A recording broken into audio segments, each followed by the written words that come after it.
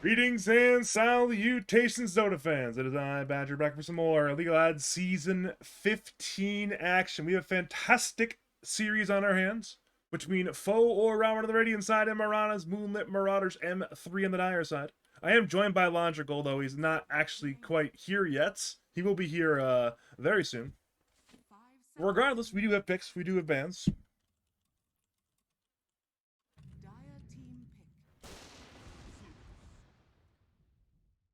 Got some Oracle, Kunkka, Doombringer, Leshrank, Lifestealer, Shen, Brewmaster, Tidator, Pangolier, and Storm all banned out. First pick, Disruptor.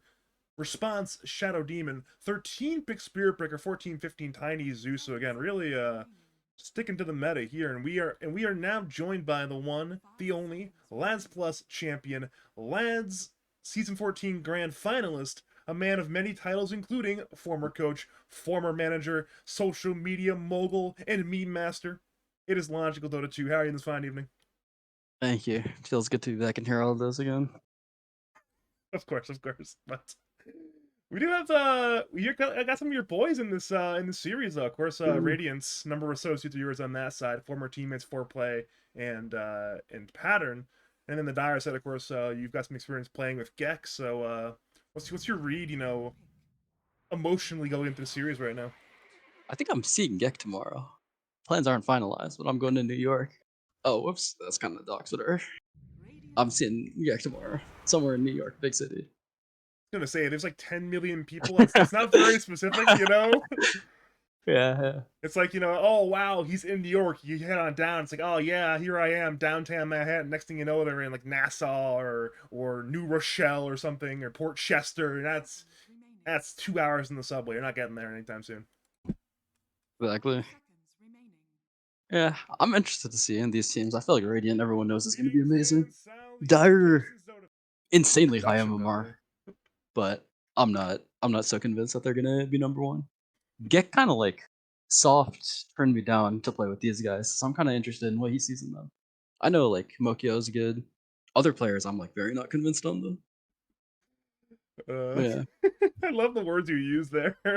What? You turned me down to play with these guys. I gotta evaluate the players, see if they're worth the rejection.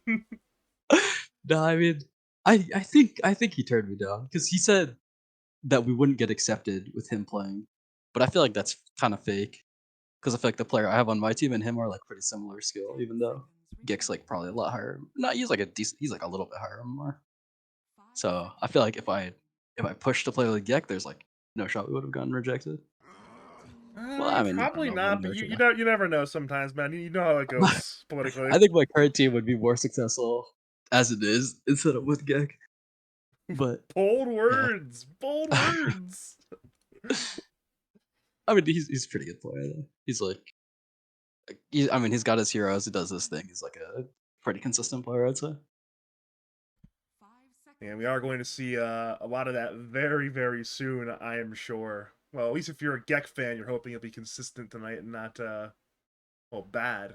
Only problem is they're playing perhaps the most finely tuned unit in Lad's history. It is the KU stack once again back. This time picked up as Pho or Ramen. I keep pronouncing it Pho on accident, but Mm. it is what it is. Unlucky. If they wanted to be pronounced Pho, they would have spelled it Pho. Yeah, true. Oh, no, actually, no, not true. Why did I say true? I should have just let you hang on that one. Um, I'm happy you backed me up instinctively. uh, uh, all right, we got 8 heroes, we got 12 bands. Break it down for us. 13 bands now. yeah, I mean, bands look pretty normal. It's kind of just scouring through stuff. Oracle band at the beginning, kind of interesting, but that hero is pretty hard to play against. I think it got been gaining popularity at Birmingham, which is pretty notable. I haven't watched Birmingham too close, but that's what my teammates said. Aside from that, first phase Disruptor Shadow Demon, broken heroes. Aside from that, I mean, I think those draft is looking very normal. I guess one interesting note is Spear Breaker. They probably value Spear Breaker more than a majority of teams. I think Spear Breaker is like a really strong lads hero, but I mean, it like takes a while to get off the ground. This hero needs a lot of levels, and I don't really think you can play it in a support position, so they're just like first picking or not first picking. They're early picking offlane Spirit Breaker, which we'll see if they can punish. I think so far it looks like an amazing Spirit Breaker game though against all these heroes. I guess Tiny's alright against it, and Disruptor is decent, but these two cores I think don't enjoy Spirit Breaker. He's pretty good against them. I guess it could be time to just purchase a bunch of Yule Scepters, you know? Buy it on Yeah, Zeus, and buy they're it gonna on have to. Tiny, buy it on Disruptors, Centaur Yules, Luna Wind Waker, you know? Just get 5 Yules. Yeah. I mean, I could. Zeus really doesn't want to buy a Yules, I think, these days. You if you have to, you have to, you know. But yeah, I think for sure Disruptor Tiny will be buying Yule Scepters unless the Spirit Breaker has a terrible game. They need a carry hero here. I'm gonna assume they don't want Mokio on Dragon Knight. Terrablade's okay. Troll Warlord's I mean, Faceless Void looked amazing, but Radiant has done enough homework to not give him 24 pick Faceless Void. I feel like even though it's kind of a hard game to play Drow, it seems like a pretty sick Drow game for Dire. Yeah, I could see Drow.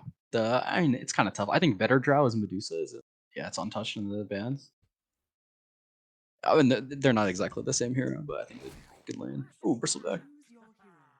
Consider the following logical. He literally has bristles on his back. How do you counter that? That's true. It's Mokia DKLs, and it's it's Gek mid, right? It's not Gek 4. Let's open my spreadsheet. Let's just double check that one. I believe you're right about that, but Okay. I'm checking. I'm checking the spreadsheet.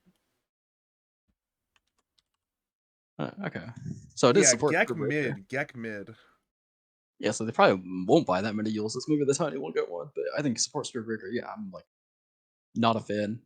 Unless you're like way like I think if you're better than the lobby, then you just B4 Spirit Breaker, you turn into like 3 or 2 Spirit Breaker, but I mean these guys are also messing with their names. I see Plupo, Shadow Demon, Plupo, Spirit Breaker. I'm gonna assume this is actually Plupo on Spirit Breaker and it's Nephilim on Shadow Demon. Um yeah, we'll have to see how things turn out. I mean, just like being a charge is okay, but if it's like easily interruptible and you only get one every like 12 seconds later in the game, then you kind of don't do that much. And early in the game, it's like once every 20 seconds. Yeah, I mean, I have to see how that goes. I like their tricore. At least it's like a nice, yeah, it's like a nice tricore on Dire. All the heroes scale pretty well. They're good early, have strong timings. I like Radiant's draft a lot better. They have like I think they have normal heroes. I mean, I prefer Radiance draft also. Mokio DK is like odd. I guess maybe he wanted to play it. I like thought about playing Dragon Knight also for my team, but I feel like it just doesn't scale that well, and it's like not high enough damage. You can't solo kill people. I feel like when you're one of the better players in the lobby, you gotta give yourself some room to pop off. Oh man, it's gonna be a fun Dota game. You wanna know how I know that logical? How do you know that? It's already 10 dudes smoked up, and they appear to be running in the same sort of direction. That's how you know it's gonna be. Wait, don't go south. Go north. Go north, Dire. Nephilim changed his pro name to Flupo. You gotta like ban him for that or something. I mean, okay, to be fair, now there's 2 Plupos, but before we had 2 Nefs. Correction, we had 3 Nefs. So we've gone from 3 Nefs to 2 Nefs. This is an improvement. But they're not on the same team. Like every single game, there's gonna be 2 Flupos. Not every single game there was 2 Nefs. I'm just gonna call them both Plupo. That sounds like their problem now. They'll go back and say, wow, he says Plupo a lot because there's just 2 Plupos. Like, I will call their bluff. I'm gonna call them both Plupo until they change their name. I'm gonna call them by their hero name. I don't got that respect. You know what? That's fair. I'm, That's fair. I'm saying Spearburger, Shadow Demon. I do have lots of. I do, especially when I don't know the player off the top of my head or the name's hard to pronounce. It's like, hey, hero name SD SB. You know, we're good to go. Yeah, I don't always do that for lads, but I think it's probably better to call them by their name. I think most players probably deserve that respect, and it's like kind of a inadvertent slay at the player to just refer to them as like mid or their hero. And if they wanted the respect, they would have chosen different names. I mean, That yeah, no, they yeah, don't even that's my respect fault. their own name. I mean, I think we're on the right page here. Yeah. You got Plupo A and Plupo B, like, you know, some thing 1, thing 2 sort of vibe going on right now. I don't know, man. Jogo's starting build like perplexes me. I think he's like a carry player also, but he's just playing 3 because you can kind of do that. High more player, higher than me. But Is yeah, I he? don't like Is this he turn. actually higher more than you? Yeah, surely. Dude, I'm like so low these days. And he's like 8K, pretty sure. He hit 8K at least. He touched 8K, I'm pretty sure. I don't know if he's still there. I Pretty mean, sure everyone on all the cores on Dire touched 8K. you say you're not 8K, but the Labins don't believe you. Yeah, they think I'm like 11K. I don't take it as a compliment. You'd be surprised. You're not far off. Maybe he is 8K. He's just denying 4 under the tower. He's playing this Luna hero as well. A high damage hero when he's just denying him under tower like that. Yeah, I mean, they're pretty similar. These like melee heroes, they like just have Lunar Blessing, but it's invisible.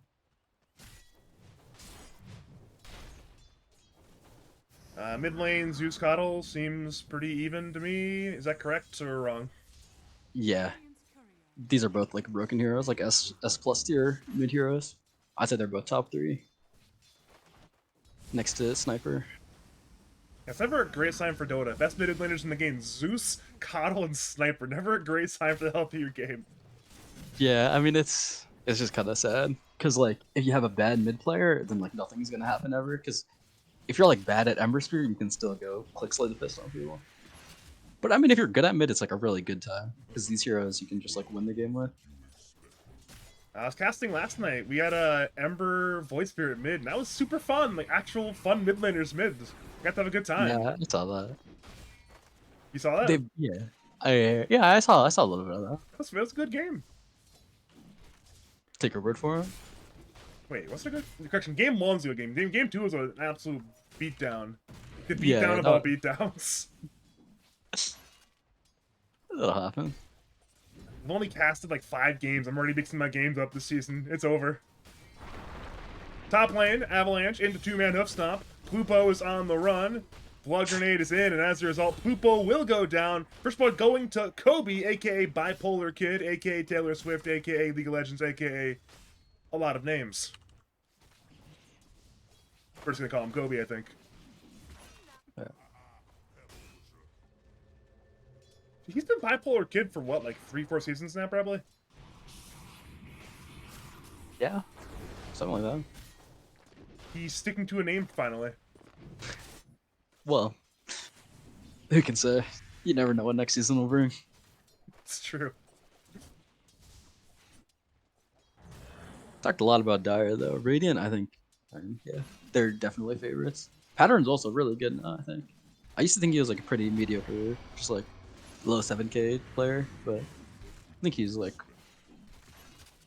top 7 player in the league. Can probably even cut that name down if I were to make a list. Probably like closer to 5. Bold But yeah, statements. I think this goes really good. That's multiple bold statements. The first bold statement, I used to think Pattern was shit. Now, he's top 5 in the league. Both bold statements, by the way. I don't think I never said he was shit. I just thought he was like kind of fine.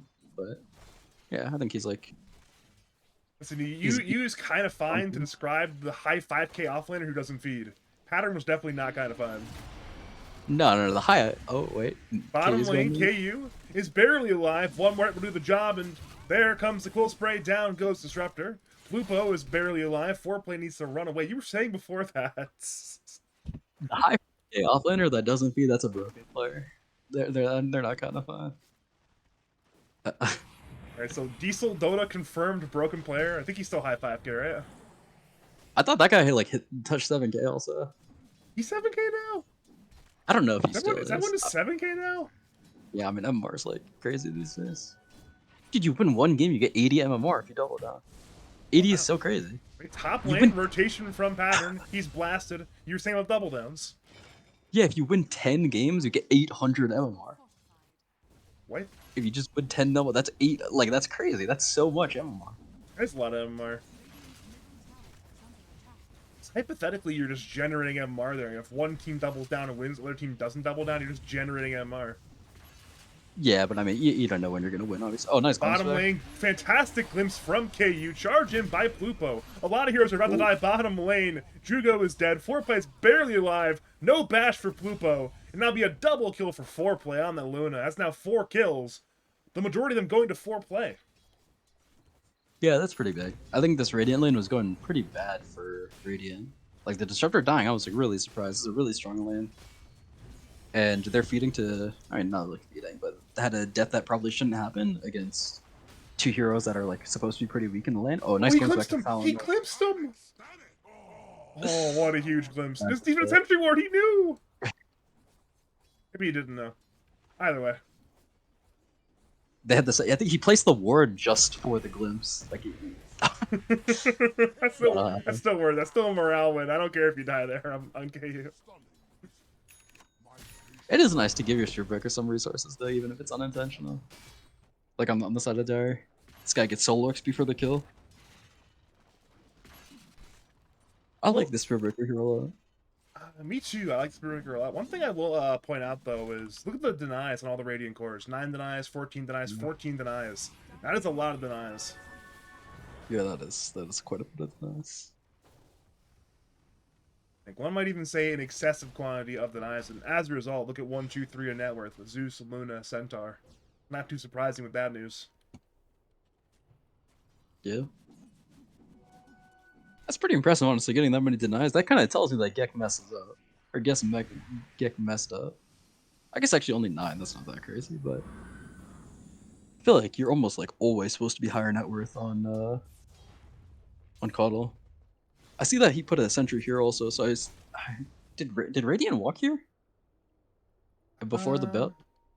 I wasn't paying attention, but that's like a pretty common thing versus Dire Coddle is to go place a sentry to go block his camp. I think they were there, but I don't entirely remember. Bottom lane, glimpsed by KU. Drew goes very low, and Thunder God's Wrath comes in from pattern. Meanwhile, top lane, speaking of mid rotations, Gek went top lane, so both mid laners rotated to their team safe lane. Both off laners die, and now as a result, be one Wisdom Rune for one Wisdom Rune.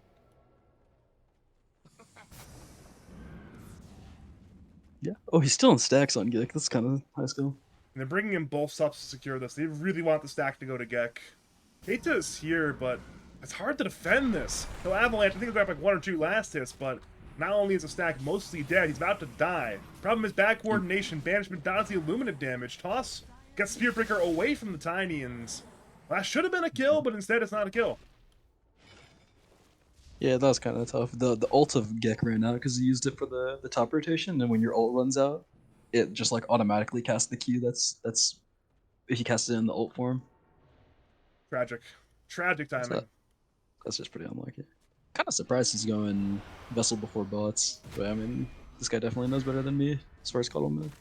Well, it's Dragon time top lane. Problem is Kobe. It's pretty tanky, but is he tanky enough? Dire have used all of their stuns and the Vanish from the SD, and with Keita with the 2-man Avalanche, Kobe simply walks away. He'll take a little bit of poison damage, but he doesn't care, I don't think.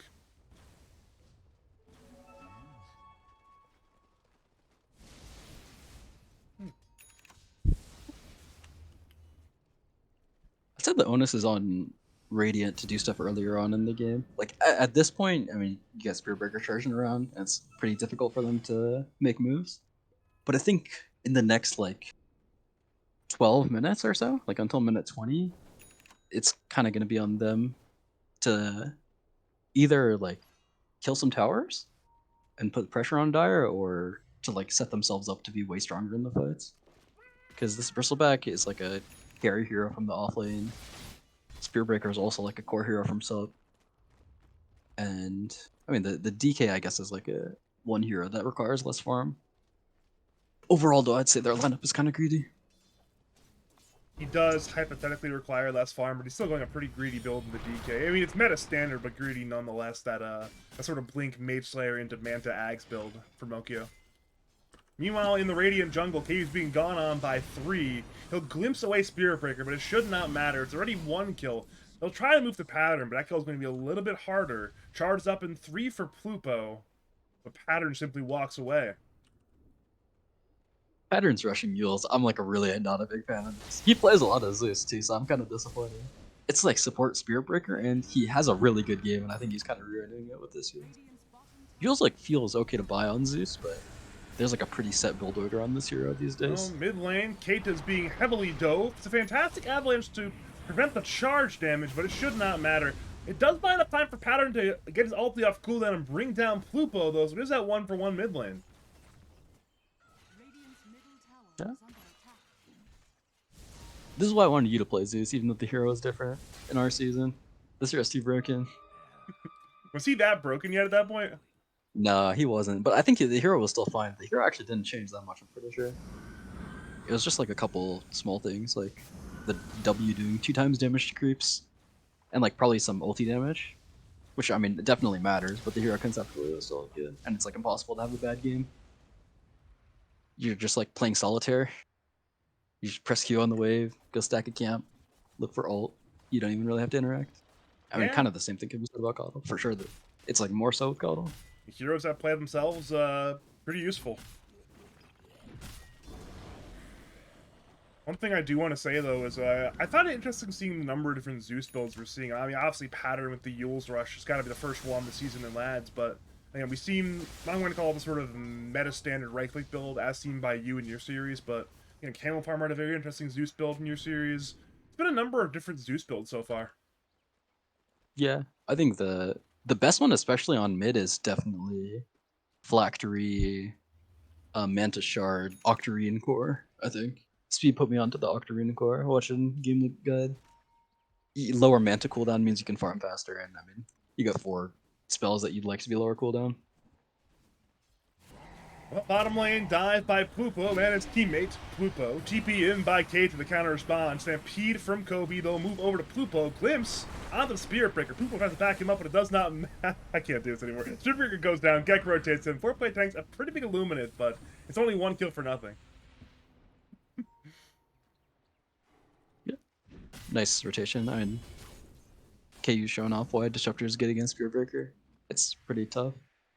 Especially with no points of bulldoze, the Q just like lasts the full duration. You can always get a glimpse off. Seeing this this Yules, like bottom lane diving KU gets destroyed by the Illuminate. But seeing this Zeus Yules to counter out the Spirit Breaker bulldoze, it's kind of like, you ever see like a Tide by Aghanim Scepter without Gush Guild yet? It's kind of like that. There's probably a better example than that, but like a Shard, for example, that does that, but... Nah, yeah, I kind of know what you mean. I agree, but honestly, I think it's just like, yeah. I wouldn't mind a Yule's at some point, but I think Yule's first item is just like stunning your game. Hopefully for Pattern's sake, he'll get unstunned. Speaking of stunned, I meant stunted, but... Oh, my yeah, bad, my bad. Yeah. No, you're good, you're good. I thought you were setting up for a perfect segue, my bad. No, you're right, I should have let it slide too, I don't know why I interrupted you. Bottom tower's dying. Luckily, it didn't matter. The actual stun resulted in... It's a walk up slowly, stun, walk away slowly play, and yeah, bottom tower is dead. You know how it goes there. Bottom lane, first tower of the game dead. Dire want to press their foot on the gas pedal. They've smoked up on 3 into the Radiant jungle, looking for Pattern. They'll rendezvous with Jugo. You know if it's Yugo or Jugo or Jugo or... Hold that thought. Maybe they blink in by Mokyo. They want the kill on Pattern. Stampede comes in from Kobe, and Zeus is already dead. The team has arrived, but at this point, without your Zeus, you lack the damage to fight, and now they're on the retreat. Gek wants more, looking for Keita. Banishment, I believe that is KU as well. KU is being gone on by 3 of the heroes. KU's still running. He's got ulti if he wants to try to turn. Meanwhile, Keita that's the Gek on the north side of the fight. Back to the south side, it's KU still getting run down. 3 kills, 2 subs, 1 core, all in favor of side of Murana's Moonlit Marauders, M3. And again, they'll parlay that one to a nice mid T1 tower kill. Yeah, pretty bad sign for Radiant. I mean, Dire's like pretty strong at this point, I'd say. But I was even gonna say that I feel like Juggo shouldn't come mid because he's so close to Ags. I think this fight was kind of forced, but they are just like way strong right now. I mean, yeah, well played honestly, but Dire. They have really strong timing at the moment, even though they are getting close to being like way stronger. These early Coddle fights are impossible to take, especially around mid, just because it's like a 600 heal and damage every like 5 seconds or something insane. Yep. You just can't fight against that at all this early. Yeah, like even Cinder had Blink, so they're looking for something. They are looking for something again now, but it's like unless you catch someone isolated, it's not going to be a kill. The smoke is broken. They see Gek on day vision. At this point, they may have already blown the opportunity. Gek just has too much move speed. Stampede's up in 2, but He ults even. too little, too late. 15% extra move Blink speed in by from the Mokyo now. Stampede, blink forward. They found Gek. They have found Gek. Static Storm silences the Coddle. Coddle will end up going down. Mokyo's trying to fight, but he takes an avalanche from Keita. The entire Dire team is on the way, but they're a little bit split up right now.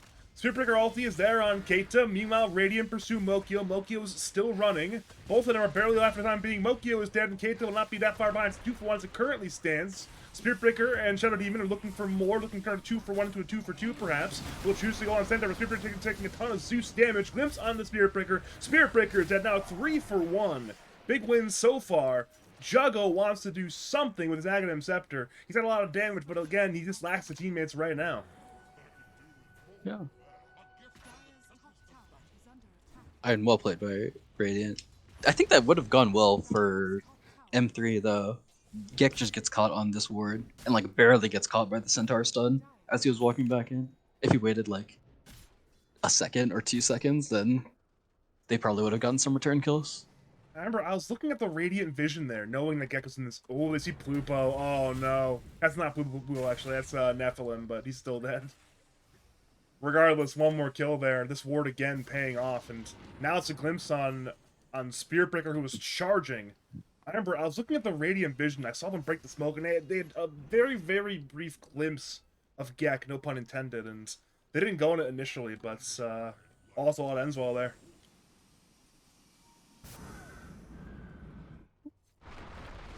You remember when you had to like buy an Aghanim Scepter to get this heal stuff on Coddle? Yeah. Now you just get it. Literally, you get it for free. You literally get it. Speaking of free, it's a free kill in the entire jungle. They'll find KU. He's entirely isolated, but yeah, you were mentioning some throwback Curtis Ling tech. Yeah, at Summit 2 or something, he jungled Coddle. And they won a game in like 20 minutes, or he was top net in the game at the end of the game. Formative memory. Been a number of like the really odd Coddle performances over the years. I remember Zai had like a really good Coddle game back in like 2014-ish. There's a couple. I don't know, there's an offlane Coddle game in like 2013, back when offlane was like the 1v3 lane. That was definitely some formative. I remember, I think it was Demon. He was playing Coddle offlane. He bought a throwing blade and just made a huge path in the trees. And like the Radiant he was playing Dire offlane, and the Radiant tri lane just couldn't find him. He was just hiding in the trees, slowly leeching experience for like 5 minutes. And that's a formative memory for me. Some 2013 NA Dota Classic. That's funny.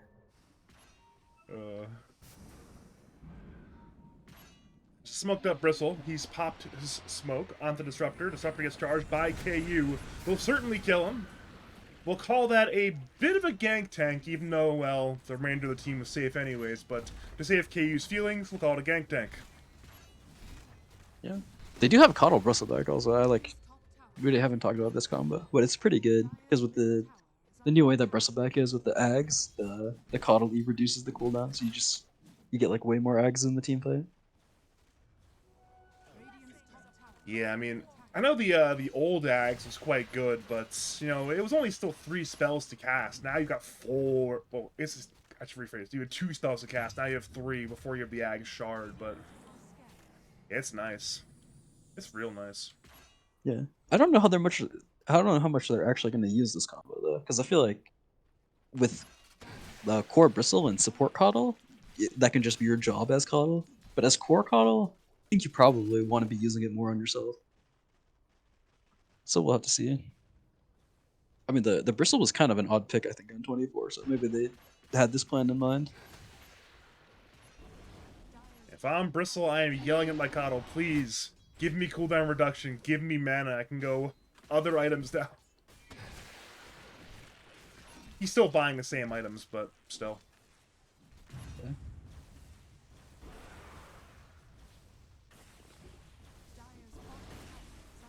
I'm actually a little surprised he doesn't have E-Shroud on Bristle this game, but I guess just Ags plus that's a Bloodstone, right? That's more a priority then, I guess. Yeah, I mean, the Zeus damage doesn't really kill him, I think. At this point, at least. Or, like, for a little bit. I think the main thing he would have to worry about is Luna right-clicks. And, like, he can just kind of play for his own game, because he's not under threat of dying unless he gets caught alone. But with the way he's been playing, he's been fine. He doesn't really need a defensive item. He's going Bloodstone right now. One more dive. Top lane finds KU. We saw a charge from Plupo, followed by Mokyo and Juggo, and, well, KU again simply dies, 8th death of the game. He is 40% of the deaths in this. 40%? A little under actually in terms of number of deaths in the game so far. He's been dying a lot in comparison to the remainder of the heroes in the game. Dyer ended up stealing the Radiant side Tormentor, so the man who led the gank under that tower gets a free shard on Spirit Breaker, acquiring the planar pocket. Is planar pocket still considered bad, or is there some tech on that one now? No, I mean it's just good. I think ever since the hero was like a really strong hero, it's considered good, and they haven't touched it. I was gonna say actually, I think this is one of the good parts about support Spirit Breaker. But honestly, it's like not even that useful because I think the main thing you look at is the redirect. But I think the biggest part of this shard is the fact that you give yourself 75% magic resistance. That's like a lot of magic resistance. That is a I, lot. You are right. I think I'm not sure how much you care about that though on support Spirit Breaker. I guess it makes you tankier, which is nice. On core Spirit Breaker though, it's really nice because then it lets you charge way more aggressively, and you don't have to worry about the other team spells. One thing we have not seen yet so far is our good friend Roshan dying. Seems like that is going to be in the near future, though. KU is putting up a counter ward, possibly an observer ward. Yeah, he will put up an observer ward. So he's setting up for Roshan Vision. Do you think fellow Ramen might go Roshan soon?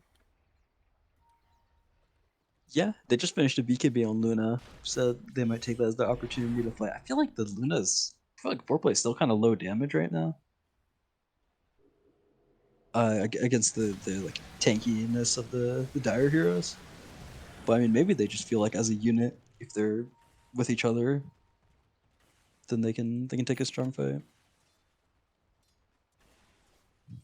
Again, right now it's a relatively even network situation. But that's because, again, the Radiant cores are incredibly farmed, and the Radiant supports did not get free shards, though, so they're relatively poor. Everybody but Pattern is smoked up a bottom lane. Looking at Radiant Vision, they see DK, but nobody else. Looking at Dire Vision, oh, they know what's going on right now because they found Mokio. He's got no way to escape, no BKB. Not that it would have necessarily saved him anyways. Nice little kill there for floor play, and well, we're headed right into the Roshan pit. Yeah, killing the enemy carry, phenomenal. Excuse to take rush. You say that as if you need an excuse to kill Roshan anyways. It's like, it's 3 Yeah, a.m. Go Roshan. I have a sandwich. Go Roshan, you know? yeah. I think generally you want some reason to take it.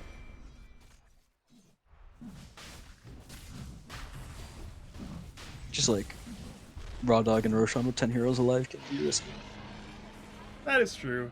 I guess, again, looking at their vision actually would have been a little bit risky, but sometimes you just force at their carry and their carry dies, and yeah, that is the excuse. You are right. We have worked through this logical chain, and we have found out the logical is correct. No surprise there.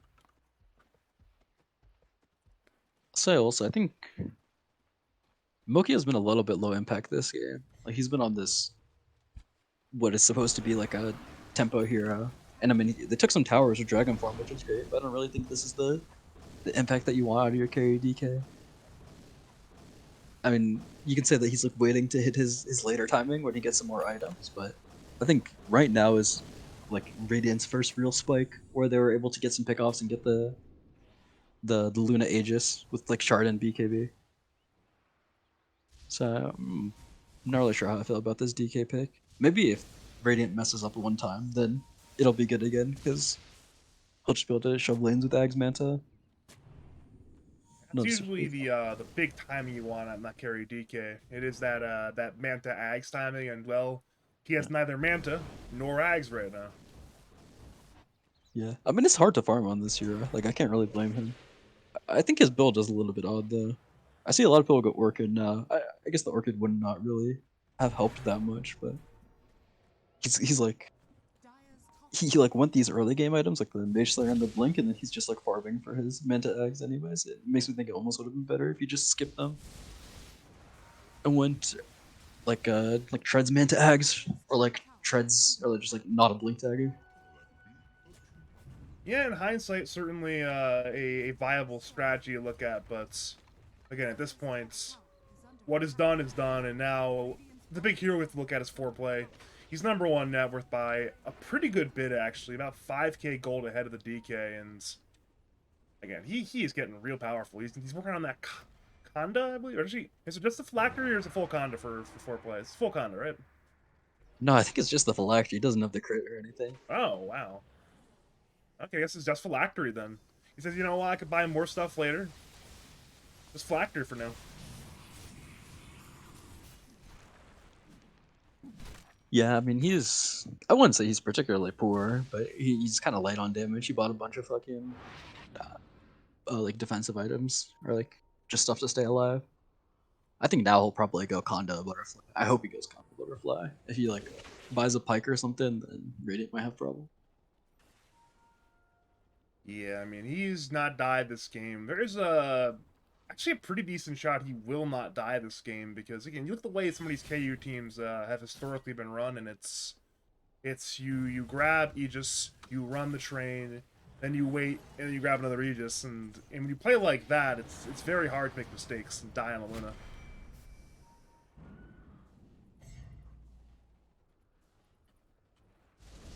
Yeah, I'm looking at the economy situation, and look how much more of the map that Radiant's farming right now. Like, they're just hitting all 3 waves. They're hitting a bit of jungle versus Dire. They're getting 2 lanes at most and a bit of jungle. So, and this net worth lead should very slowly inch up toward the side of Pho Ramen. Wait, did he? So he actually bought his shard manually on KU. Why did he do this? The Shard is amazing. Disruptor Shard is like a lot of what, not a lot, but it's like a big reason this hero is so big right now. The buff on the Q to the slow early on makes it nicer in the lane, but this Shard it just has like a lot of utility in different situations. Well, It's great for scouting. speaking of Makes the scouting, he has scouted Plupo in the Dire jungle. Plupo is going to attempt to run away. They'll attempt to back him up, though. Stampede forward by Kobe. They'll bring down Spinbreaker. They'll head to the Shadow Demon. Shadow Demon is now one more hit from dying. KU has stun and strength secure. The kill, double kill for Disruptor of all heroes. And yeah, that's what you want there on KU, I'm sure. Yeah, Key's done a pretty good job of it. Also, like you can put like a Q like right here, and then if anyone TPs, then it'll just like automatically it'll go on them, and then it'll like cancel blinks and stuff. So yeah, I mean it's like a great tool for scouting. Lets you deward without using your E also because the cooldown's way longer. Yeah, the extra damage is nice, especially with this 10 talent. I didn't even know this 10 talent until I played the hero. Oh, nice catch. Yeah, they found Gek mid lane. Nice little jump there. What cost KU his life? He did drop the Static Storm before he died, but to very little effect. Regardless, though, that's a good one-for-one trade. Gek for KU, and me throwing that T1 is nice. 4-place Aegis just expired, by the way. He's being charged by Plupo. This could be an interesting 4v4 engagement. Radiant get the D ward, and the charge has been canceled. Yeah, there's no way. This fight's way too hard even without the Aegis in there. Dire has to do some waiting, unless Radiant goes out of position. Because they like, yeah, they're just lacking. Radiant's done a good job of like playing as a ball also. I guess that's kind of what they've been known for as their stack. But yeah, I mean, they're just like playing together around the Luna turret. Yeah, and this Luna hero, I think it's another item on Courier, right? Maybe not actually, but he's finished. He's finished the Conda, yeah. So he's just incredibly farmed right now.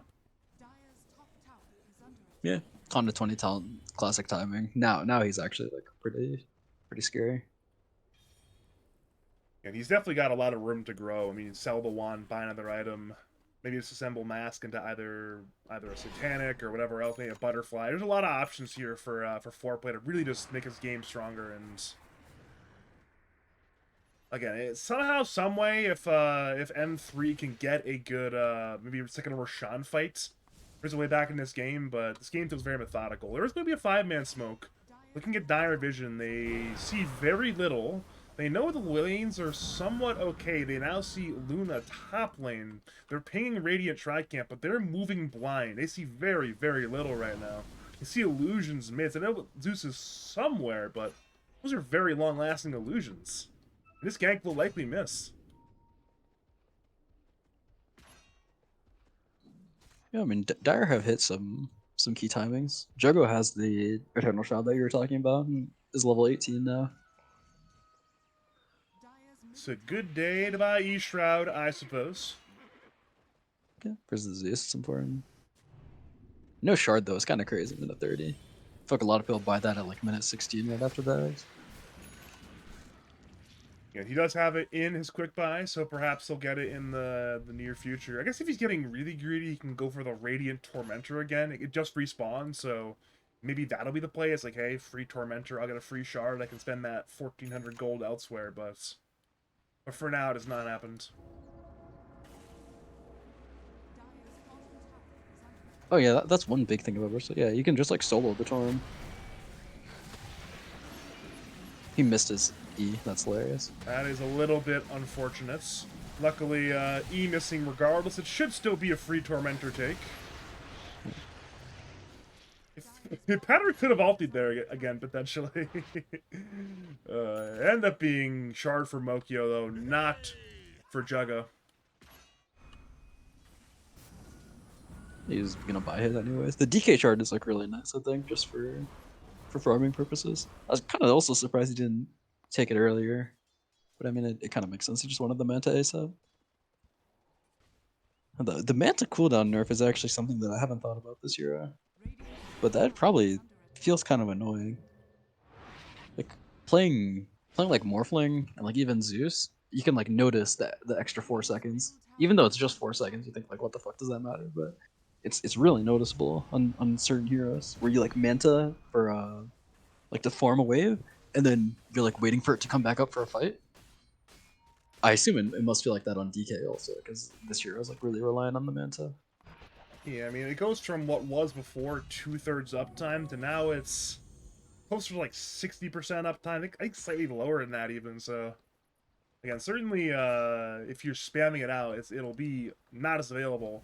Bottom lane, Dire Smoke in, Stampede from Kobe, 2-man Willis from Gek. They'll focus down KU, but the trade is for Plupo. Now Radiant focus the DK. Mokyo is already dead. Juggo's trying to unleash the arsenal, trying to fight. Meanwhile, we see Kata distracting Shadow Demon on the north side, back to the south side. Foreplay ends up dying to the damage from Bristleback, and Bristleback is a little bit too out of control, it appears. They cannot stop this man. Tiny and SD are still in a 1v1. Both are fine. Back to the south side again. Gek is brought down by Pattern, and KU back into the game. Kate is now running from Plupo. Juggo is on the way. They want to get this Tiny, but he ends up getting his blink off. The poisons were no longer flying, therefore Tiny got away. I believe that's a relatively even fight. It's a 2 for 3.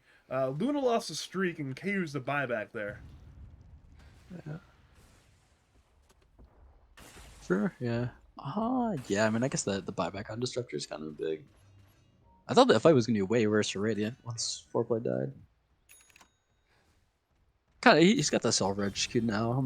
I like it. I think he'll be like a little bit low damage, but you probably do need something to deal with this Bristle. Especially because he doesn't have armor right now.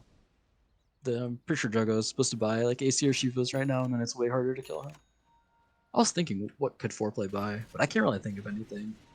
I thought maybe Disperser to help like kite the Bristle off.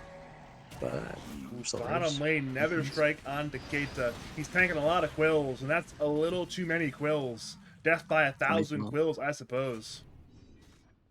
Bristleback really strong right now. Just hit 20 off the Luna kill, and then hits 21 after another kill. And because Foreplay didn't survive that fight, Ramen couldn't just take the free Roshan, and well, as a result, it will be Dire and take a free Roshan instead.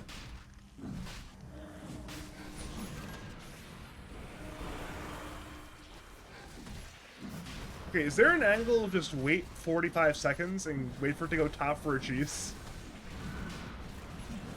I don't think the cheese matters that much. I don't know, I mean, like cheese. And cheese is like alright. I'd say it's like rarely super game turning though. The banner is also like fun, and 45 seconds is a while. Maybe I'm old fashioned, but I just like the cheese, you know? I just do. Yeah. The banner has like some interesting uses. I don't, and people for sure are not optimizing it, but I think most people don't care. And I don't know if the ceiling for banner is like that useful. Gives a lot of vision though. Surprising amount of vision. So people could probably be doing more with it. Hypothetically, in a number of like these lane equilibrium situations, just having the banner is nice. If you hold on to it long enough, it could be used maybe in a base race, even though that is very rare in today's Dota. It would be useful in those scenarios. You know, has a global cast range badger. Yeah. Okay. So I was watching a replay of my 3K friend. He used banner globally. Because he did that, the creeps killed the throne. He won the game. Oh, there you go. Genius. Yeah, so you can. I thought about it like when you're like sieging. Like I don't know if you're looking bottom. You can like maybe you can just like place a banner like back here, and just like to give your. It only works one time, but you can like give your team some instant vision for a jump if you got like a tiny or something. Some Oh, telesport. you were putting it over here. I see, I see. Yeah, yeah, like literally like in their base. Yeah, Yeah, where? How big is the AoE on the vision for that? it's like a ward. Oh, that's a lot of vision. Yeah, That's a lot of vision. I it's mean, no, it's a little bit less than a ward. It's like maybe like 1,000, 1,200. that's still a lot of vision. Yeah, I mean it's like more than Nighttime hero, yeah. You know, it's funny, they added banner to help sieging, but I don't think that's what they meant. Vision. Mid lane, fight is brewing, stampede forward by Kobe. They'll go for Gek. Gek and Plupo both get blasted. Double kill for KU, and, well, I suppose we are running it down the middle lane. I'm not a super big fan of Geek's item build, but I guess the main problem is that he just doesn't have very many items for a minute 36 Coddle. No defensive item versus Glimpse. It's like certainly a problem though, at this point. I like that Gex has the BKB key now. Yeah, I mean, he'll have in about 2,000 gold, which I'm not quite sure how fast that'll be, given, again, he's been doing a little bit of dying recently. Oh, good blink by Keita. He finds the Shadow Demon, who will end up getting Yules offensively by Keita, blink in by Kobe, and 4-play secures the last hit. Static Storm onto Juggo. He's silenced, but despite being silenced, they still do not dive him 4v1. They are that scared of Bristleback.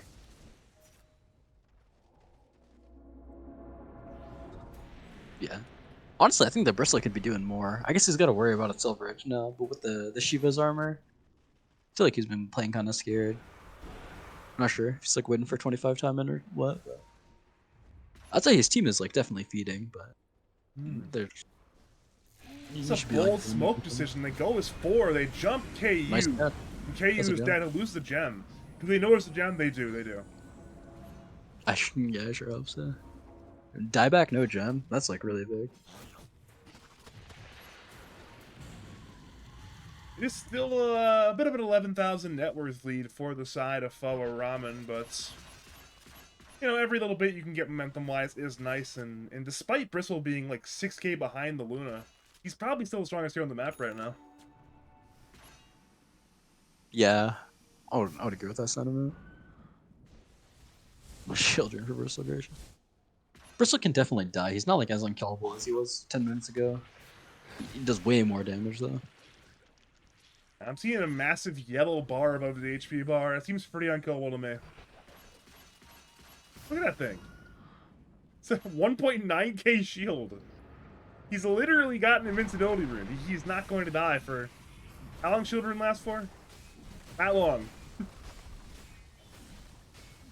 Just getting chipped down. There's like a Zeus also. Children's like pretty bad against Zeus, I feel like, because all his Qs are doing max damage.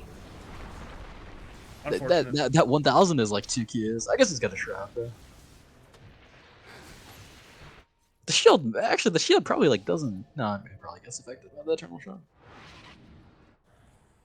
Gonna be real. If you don't know the answer to that one, I definitely don't know the answer to that one. No, I was like thinking about it because like Medusa just like takes the damage without the reduction on her shield, right? But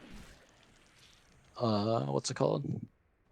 But like the interaction between old Medallion and old Solar Crest. What is it? No, old Medallion and old Pavis. That's what I was thinking about. The armor would like reduce it for your shield. Your shield was 2 tank. You learn something every day when you cast a logical Dota. Yeah, mindless rambling. Teach the people.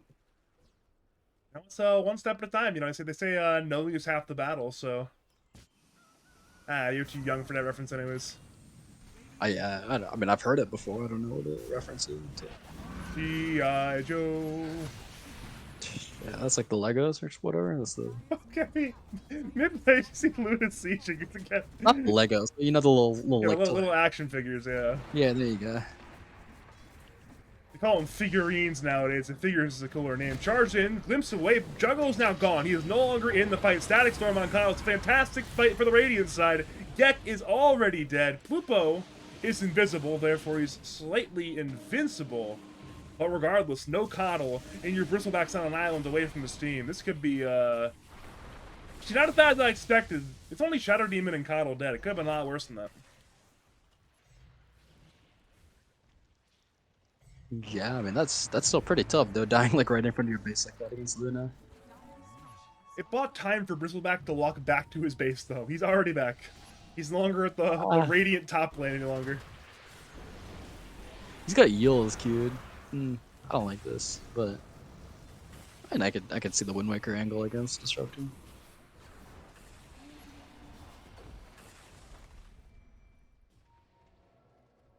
Alright, I guess Shadow Demon buys back. Radiant Siege is dead.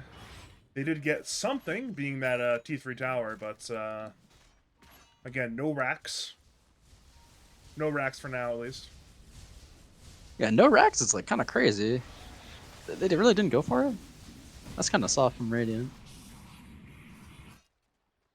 No, no Disruptor ult, I guess. Luna still had BKB though, I think. Oh, definitely, definitely. She did no way she used that, right? Either way, we'll have time to do it again once, I guess, third Roshan respawns, which could be anywhere from 30 seconds to 3 minutes and 30 seconds. If we're lucky, it'll be about 35 seconds. And, well, until then, it's a little bit of farm time, a little bit of running the sweep for the side of Fall or Ramen. And yeah, we'll be doing that. You know, running bottom lane, running top lane, through the twin gate, back to the twin gate, pushing the lanes, Dota 2.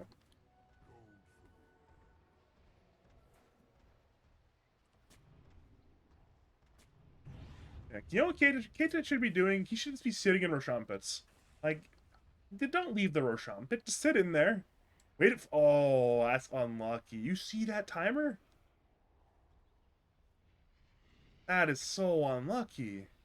2 minutes, and I think at the time of spawn was like 35 seconds. That is, again, that is in the 1/6 of worst possible Roshan respawn time.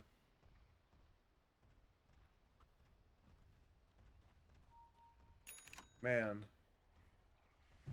I don't know why I said about that logical. Yeah, It means we're sitting around doing nothing for the next 2.5 minutes. but yeah, shit. You're telling me, bro. I'm like already. I'm tapped into my browser. I gotta get a bus But tomorrow you, morning. oh, good luck, good luck. Are you taking the bus? Not taking the metro? No. I'm in like to the place I'm going to. I see, I see. We'll be taking the metro to the place that I'm going from to. Taking the I good think. old Acela Express. It's a good line. Take her word for it. The DK is like, what's it called? Has kind of hit the timing finally. I think this Bloodthorn is especially important for the damage output. I was like lamenting the fact that Mokia wasn't really doing anything, but at this point he has like a real carry status. So it's a problem. Wait, something's happening bottom. They're going in for Spirit Breaker. They've acquired the Yule Scepters. And they've used the Yule Scepters, Logical. They've used them. He's dead. That was his own deal scepter, but yeah, I mean it's a good catch regardless. I'm not a super big fan of this build also from Plupo. This is real Plupo, yeah. The like Yule's Octarine Core, he like just dies still if he gets caught. I guess you can't really expect that much. Like a BKB, maybe he could have been better. Because I mean you're just naturally gonna have less money on Spirit Breaker. Or on support than Core Spirit Breaker. Yeah, I'm not a huge expert on math, but I'm pretty confident Wind Waker is more expensive than BKB though. Yeah. Certainly. I'm not sure if I think Yule's BKB and Yule's Windbreaker are similar costs. Yeah, Yeah, it's like it is 40. similar. It is similar. Yeah. Yule's BKB is actually slightly cheaper still. He wants the Wind Waker. He wants to move.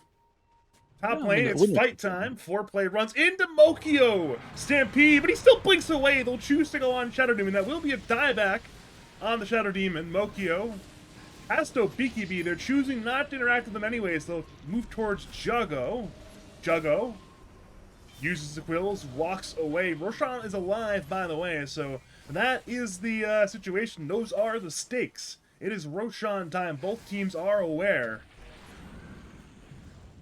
And at this point, Spearbreaker is charging all the way from the base. Seemed like the M3 side still want to fight this somehow. There's a Will-O-Wisp on the high ground towards the Twin Gate. Foreplay goes for an alternative angle. They'll jump! They'll kill Juggo immediately! That's a dead Bristleback, and they'll head to Spearbreaker. He's glimpsed away. The charge will not work. You will not survive, barring a miracle. Bristleback will be back before play has the Eclipse. Bristleback needs to be very careful. If he dies here again, that will be a dieback. He's broken. Buyback from Plupo. It's desperation time. The self-fuels from Bristle keeps him alive for a little bit longer, but he's still being kited around. Half HP still fighting. Kobe is dropping. He's incredibly low. Kobe's being kited by Mokio. He'll finally end up going down. Foreplay stands his ground and fights. Glimpse away, brings Circle away from the Luna. Centaur now buys back. Mokio is running forward. Will-O-Wisp will miss from Gek. Stun on to 2 from Mokio. That's going to be a dead disruptor. I believe that might be a dieback. Never mind. No, it isn't. Back into the game. Gek is the trade, though. Juggo is low. Foreplay is low. Foreplay has been Wind Wakered in the air by his ally, but it matters not. Foreplay is down. He does have buyback. And Dire jumping to bring down Keita. Buyback from Gek. Buyback from Foreplay. Everybody's buying back right now. It's currently a 4v5.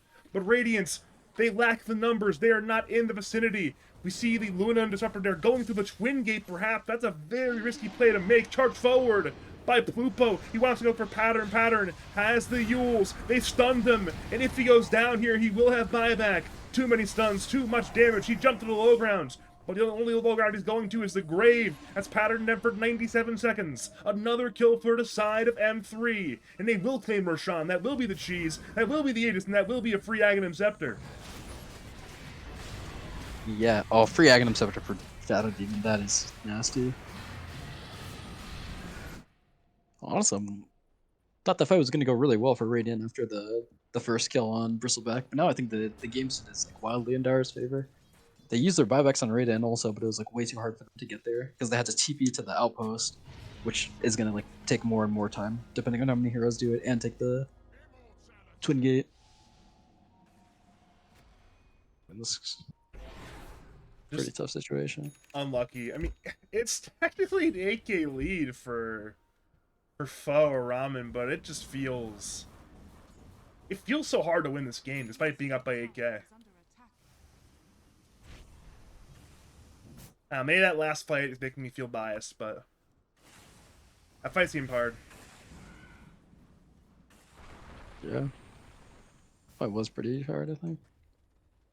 Phew, Bado, Kai, Yasha on Spearbreaker. I guess Spearbreaker or Ags on Spearbreaker could have been good also. Whatever the Chow Demon one is like way more high impact, to be honest. That's a massive, massive Ags to get. Particularly into the Luna and the Centaur, but does it cancel the Zeus Ag shard as well? Nah, I don't think so. I don't think it's virtual. It's still good against the Luna and the Centaur, though, I am quite sure. Yeah, and it's good against the Zeus also, just making it so he can't Pike or Yules or Trickster Cloak. True, actually. Just use it on literally any core, and it's good. You use it on any hero, fuck it, yeah. If you get them, I mean, if they die, then it's good. Use it on the Tiny too. This guy's got like problematic items. Windmaker 4-step. I don't want to deal with that. They found the one answer to literally everything on the Radiant side. It is SD Ags. That's the hero. That's the answer to every hero in the game. No hero. Yeah, every hero's bad against SD. So far, looking at the way your team has been drafting, that appears to be accurate. Yeah, true. We did first pick both times. Not first pick. I mean, you pretty much did. I was really surprised I didn't ban a game 2. I am too, but you know, that's what it's to do for you sometimes. Yeah, I mean, maybe they thought it was bad because our sub duo became SD was, but we did not care. You did not care. They cared, but they only cared after they lost the game. But that's number 2 for you.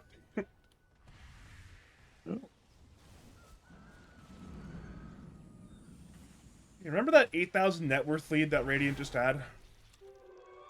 Yeah, they What don't. about it? They do not have it. It's now a 1K dire lead. I don't know where that gold just went, because there hasn't been a fight between the 8K lead and the 1K lead. But isn't this that much map farm? And yeah, when I mean, they have amazing heroes also of like actually using the map. They have Bristleback, which is a core hero, and then they have like three of the best heroes. DK like has like 3 units that go and run around and farm everything. The Coddle is just like Octarine core bots, so it's low cooldown TP, one shotting waves.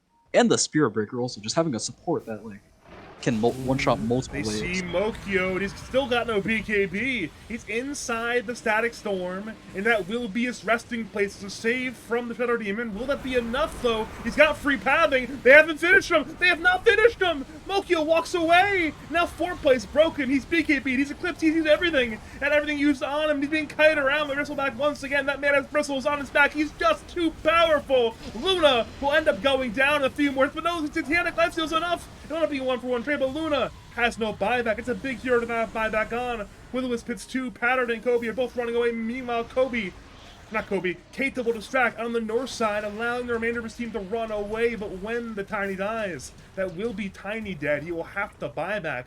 And when he buys back, it'll still be a 4v4 without the Luna. Yeah, this looks pretty bad. I think they're gonna get like thrown here pretty much. DK kills buildings really fast also. The Bristleback does not really kill buildings. I think he took the wrong talent. That's what I'm about to say. I'm very not a big fan. They're gonna kind of have to fight though. They have really annoying heroes to high ground. There's like Zeus Tiny, Disruptor. Yeah, at this point, they know Luna has no buyback if they have been paying attention, and surely they have been paying attention. They're not directly hitting the throne. It will be 2 racks for the time being.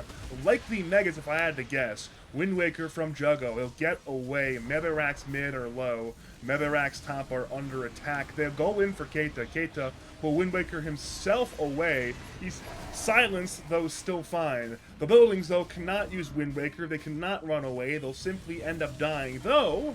Look for a toss by Tokyo needs to be careful. Lincoln by Kobe. Good dodge again from Shadow Demon. Avalanche. Toss available. He'll toss Gek into the Static Storm. It's a dead Mokyo DK. It'll be a dead Gek Coddle. Mokyo buys back, but Gek does not have one. Juggo.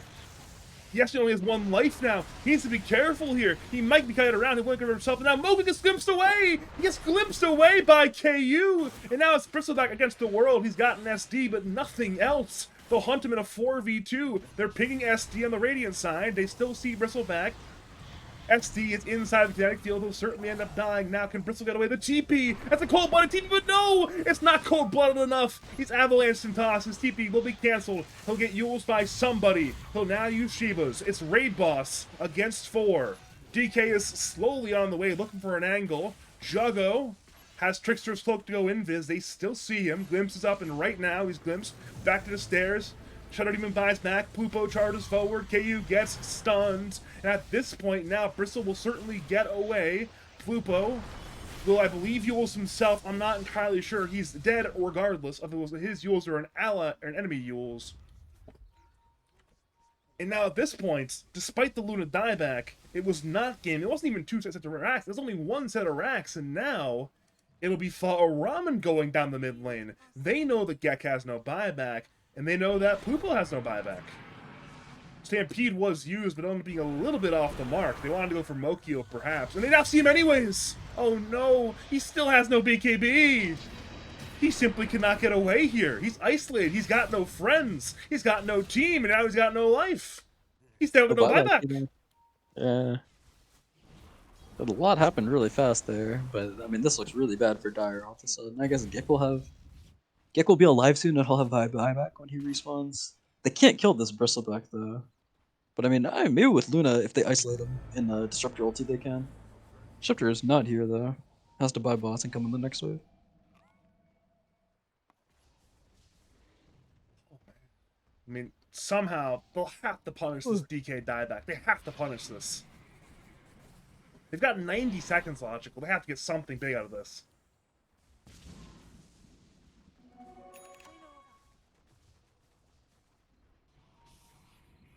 They're gonna get something out of this, right?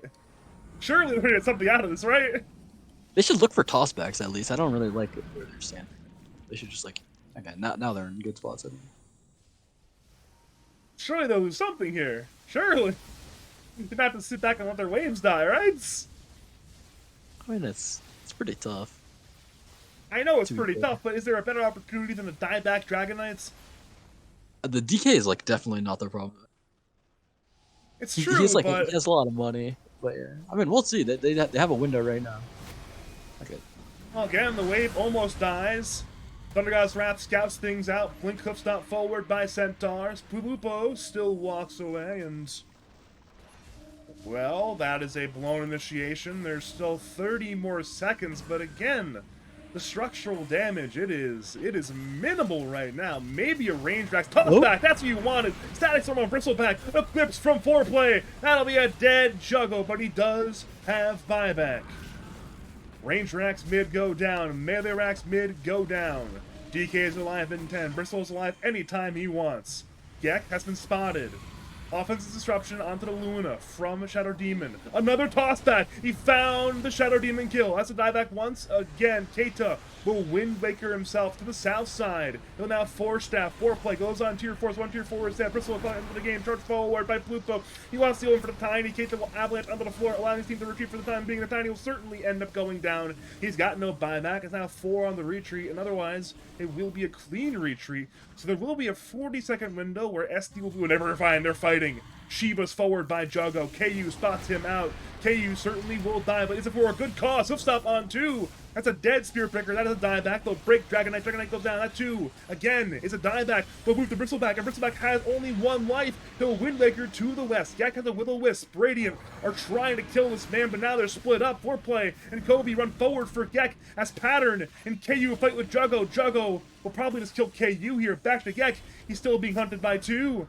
He'll illuminate himself. He'll run away as the tier 4s are under attack. 1 tier 4 is dead. They're still sieging 4v2, technically 3v1. Juggo is running back to his base, but doesn't have time to even go to his base at this point. The throne is half HP. He's trying to run back. He's being kited around by KU, being kited around by Kobe. 4-play's hitting the throne. It's fantastic teamwork. And game 1 will go the way of Follow Ramen.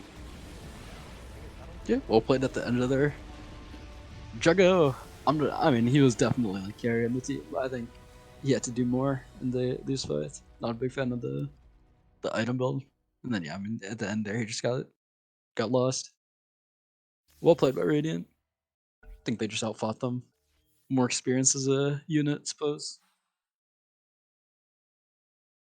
Likely a factual statement. Correction, definitely a factual statement from you on that one. And again, it was a competitive game. Certainly a good showing from M3, but they need more, and they certainly want more. They didn't come here to lose game 1. They came here to at least win a game tonight. So we'll see if they can do that in game number 2. My name's Badger. I'm joined by Logical. We're going to go to a break, and we'll see you for game 2 in a few minutes.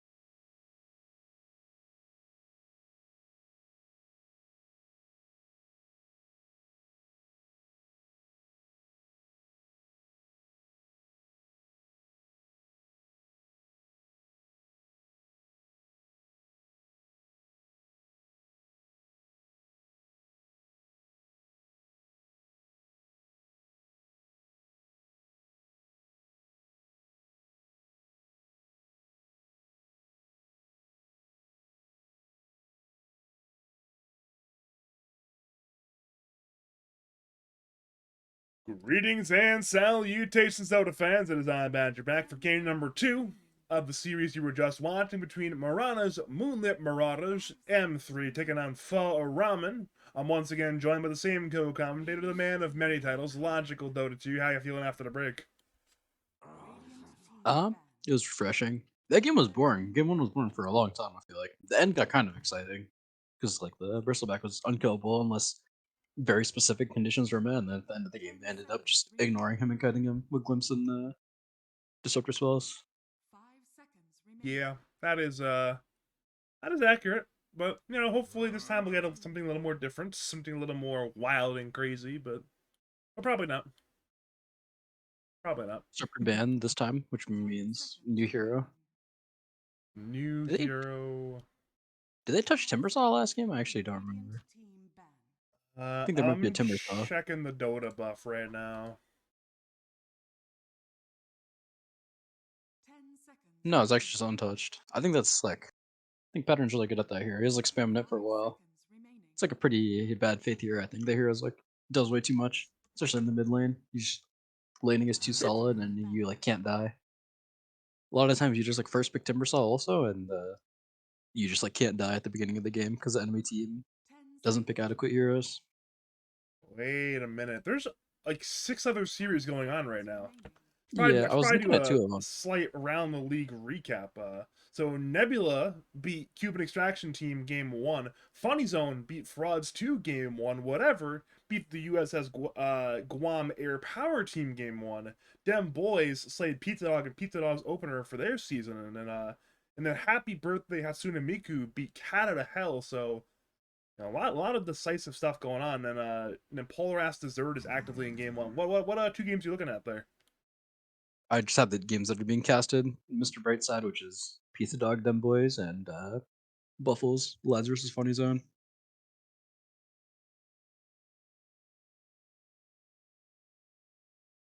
The funny part is I was actually almost going to cast Dem Boy's Pizza Dog, and then KU just pings me in Discord like Badger, cast my game, and I'm like, yeah, sure, I'll cast your game now. And that's how we got here.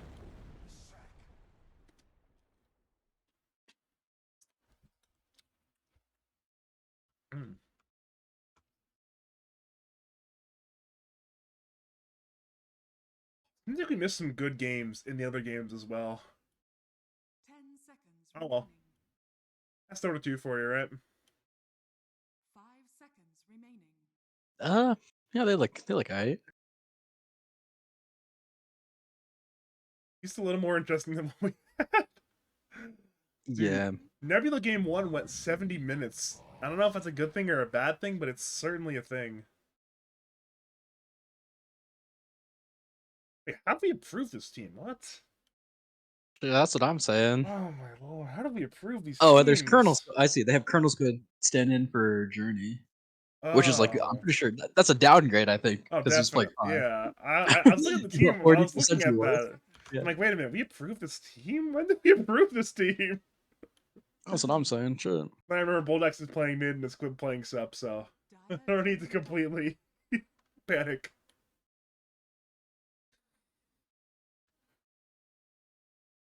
We have a draft, by the way. Yeah, I mean, there's not a whole lot going on. Lifrak first pick, I guess, is kind of interesting. Shadow Demon, they like really don't give a fuck about the Shadow Demon hero, which is crazy. I don't know. I feel like this hero is like broken all the time. It's broken on the draft screen because you don't want to pick any heroes against it. It's broken in lane because the Q gives the illusions plus 40 damage for some reason for fun for free. And I mean, yeah, like obviously later on it's broken. It's a save. The ult is like way too crazy. So yeah, very interested that they like don't seem to respect this hero very much.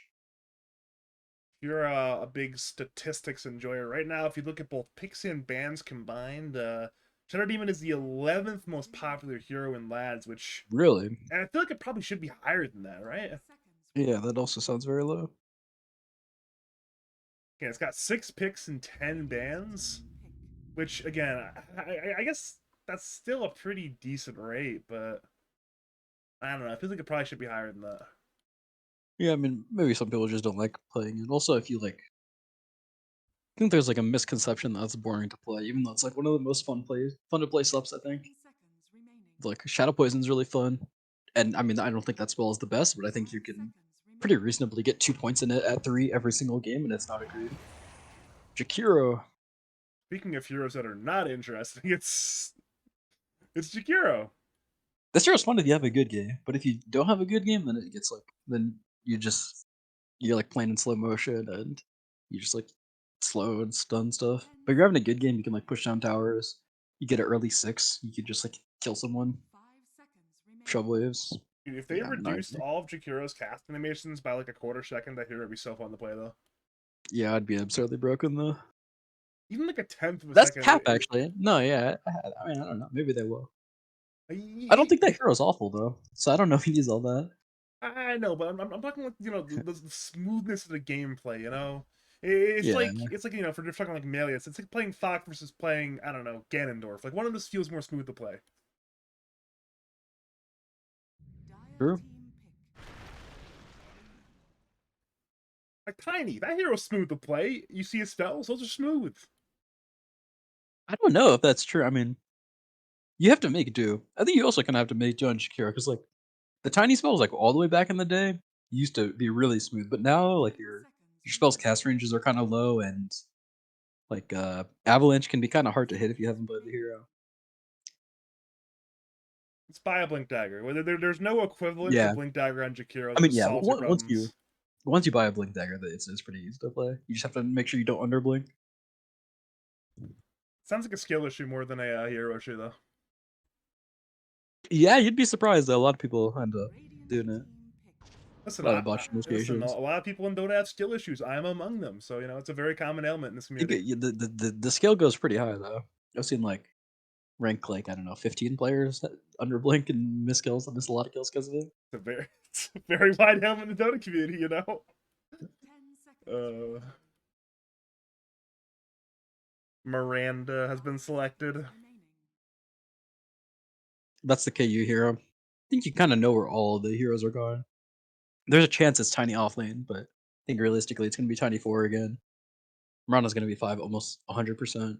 Leshrac is like for sure going mid, I think. What do you grab carry to lane with Mirana? Sven, Naga Siren.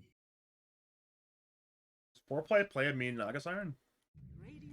Yeah, he likes the hero, I'm pretty sure. Yes, we have It's a multiple options. bad game for her. What's up? I was gonna say we have multiple options, but I guess if it's a bad Naga game, then we've got one option: big man, big sword. I mean, there's other heroes also. Just like most of the melee heroes are good. They got sniper. Um, yeah, I think Sven is probably the best thing that comes to mind. If you think about Just sort like of like Mirana lane pairings when Mirana's playing four, it's a lot of those times like tanky strength stunners, right? And there aren't as many of those yeah, in the carry role. And there's Sven, and then I guess there's CK, and then I guess there's oh DK. yeah, yeah. There is CK actually. That hero is also like gaining steam. The last tournament and now also in Birmingham. Birmingham. I think you don't even necessarily need a like stun to go with Mirana though, because the stronger part about Mirana's laning is less so about the spells and it's more just you're very long range and you do a lot of damage because you're universal. You're also like hard to kill, so it's like pretty hard to trade with Mirana. There's like certain heroes like Lion and stuff. They just have like a very tough time laning against Mirana because you have to like stun Mirana every single time to take a good trade. Otherwise, she outranges you, outclicks you. I love Tied this on pick. fair. I love this pick. Logical. It's a good hero. It's such a good pick. It's like easy to play hero. I think that's the most important thing. The execution is very simple. It's pretty good against Shadow Demon, I want to say.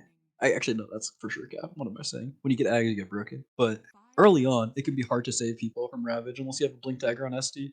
Because if you Ravage, then you'll just kind of get hit by it with SD unless you like blink into it. Kobe. It's funny that Pattern's all chatting.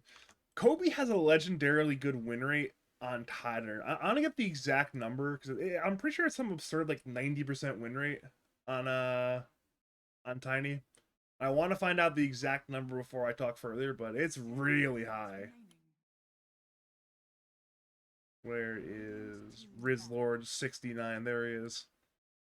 Esports profile. Yeah, he's a 94% win rate on Tide, Logical. That's pretty good. How many games? I'm curious. 17. He's went 16-1 on Tide. Yeah, that's pretty dangerous. Like, my lord, that is a lot of winning on Tide. That's a man after my own heart right there.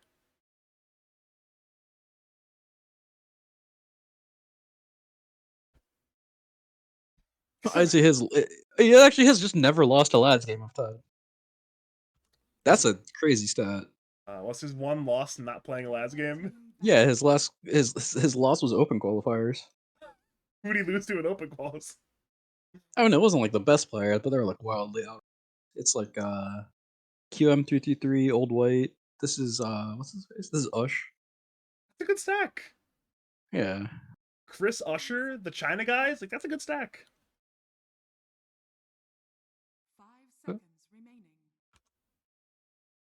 Yeah, I mean that's a pretty silly stat. I have a couple heroes that I think are 100% win rate in comp games, but none with like 15 games. I think I'm like 13 and something, 13-0 on Weaver maybe. But that's the only one that even has like a good win rate, I think, or like anything above like a 60% win rate. I guess a good win rate is like above 50. I decided to check my own stats just for fun. I've got Mhm. no heroes that I have more than 2 games on 100% win rates. I do have 2 games. 2 games on Darkseer, 2 wins. There you go. Did I play Darkseer? I was talking about comp games also. I think I might have literally zero heroes. I was talking. I guess okay. I was talking more amateur comp Oh games, but shit! Never mind. What the hell? My Underlord is smooth as fuck. I'm 8-0. he's become water. Look at him. He's a morphling. Yeah, that is interesting pick.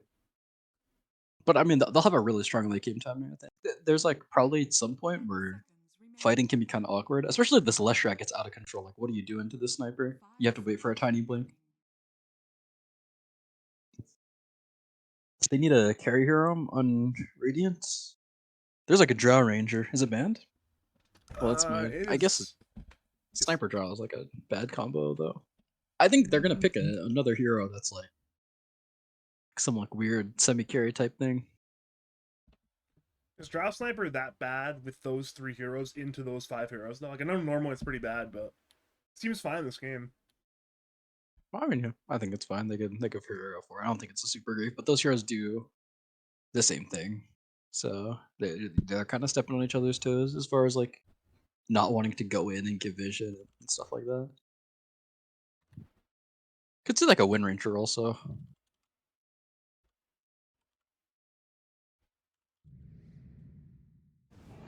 Ursa. Yeah, sounds good.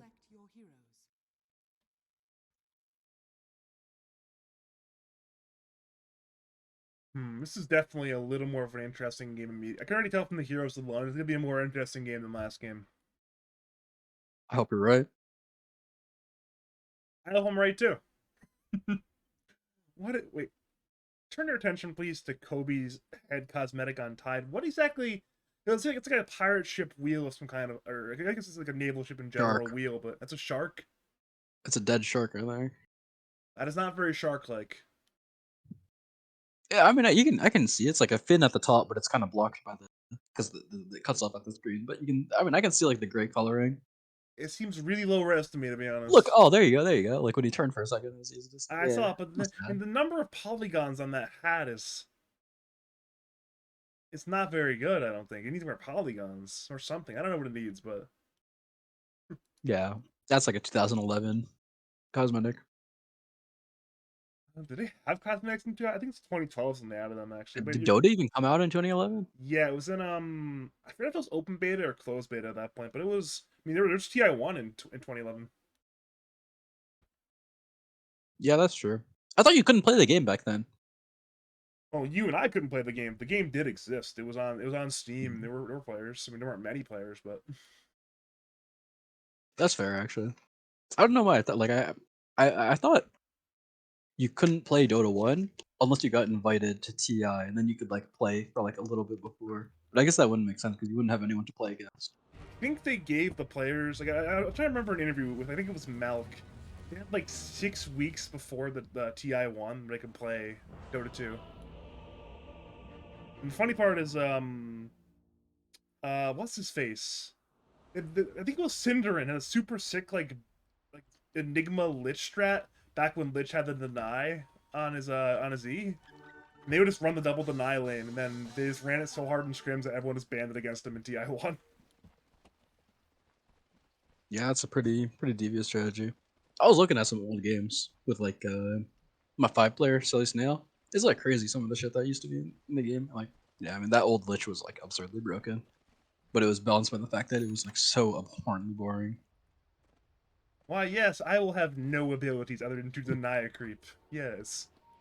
I mean, literally a level 2, like the right way to play that hero back in the day, because ice armor give you 5 armor for some godforsaken reason. You should go what 0-1-1, and then you just like can't lose the lane. You just do nothing and you'll win the lane because your carry takes 0 damage and you're denying creeps. But I mean, that's life. People It's want to have fun. They skill Frost Blast. you want to hear about boring tech? It's more of a Dota like a late Dota 1 thing than a Dota 2 thing, but people used Hmm. to go level 1 aura on CM. I mean, that one I just have to believe is bad. I guess like maybe I mean, yeah, I'm just gonna assume people are bad back then. And if But it was bad, I mean, it was like the top Chinese players. So like, they were like the best players at the time. yeah, Like LGD and eHome, they were scaling level 1 CME. I mean, I assume the values were different back then. But yeah, I mean that just sounds bad. It sounds bad, but I'm sure there was.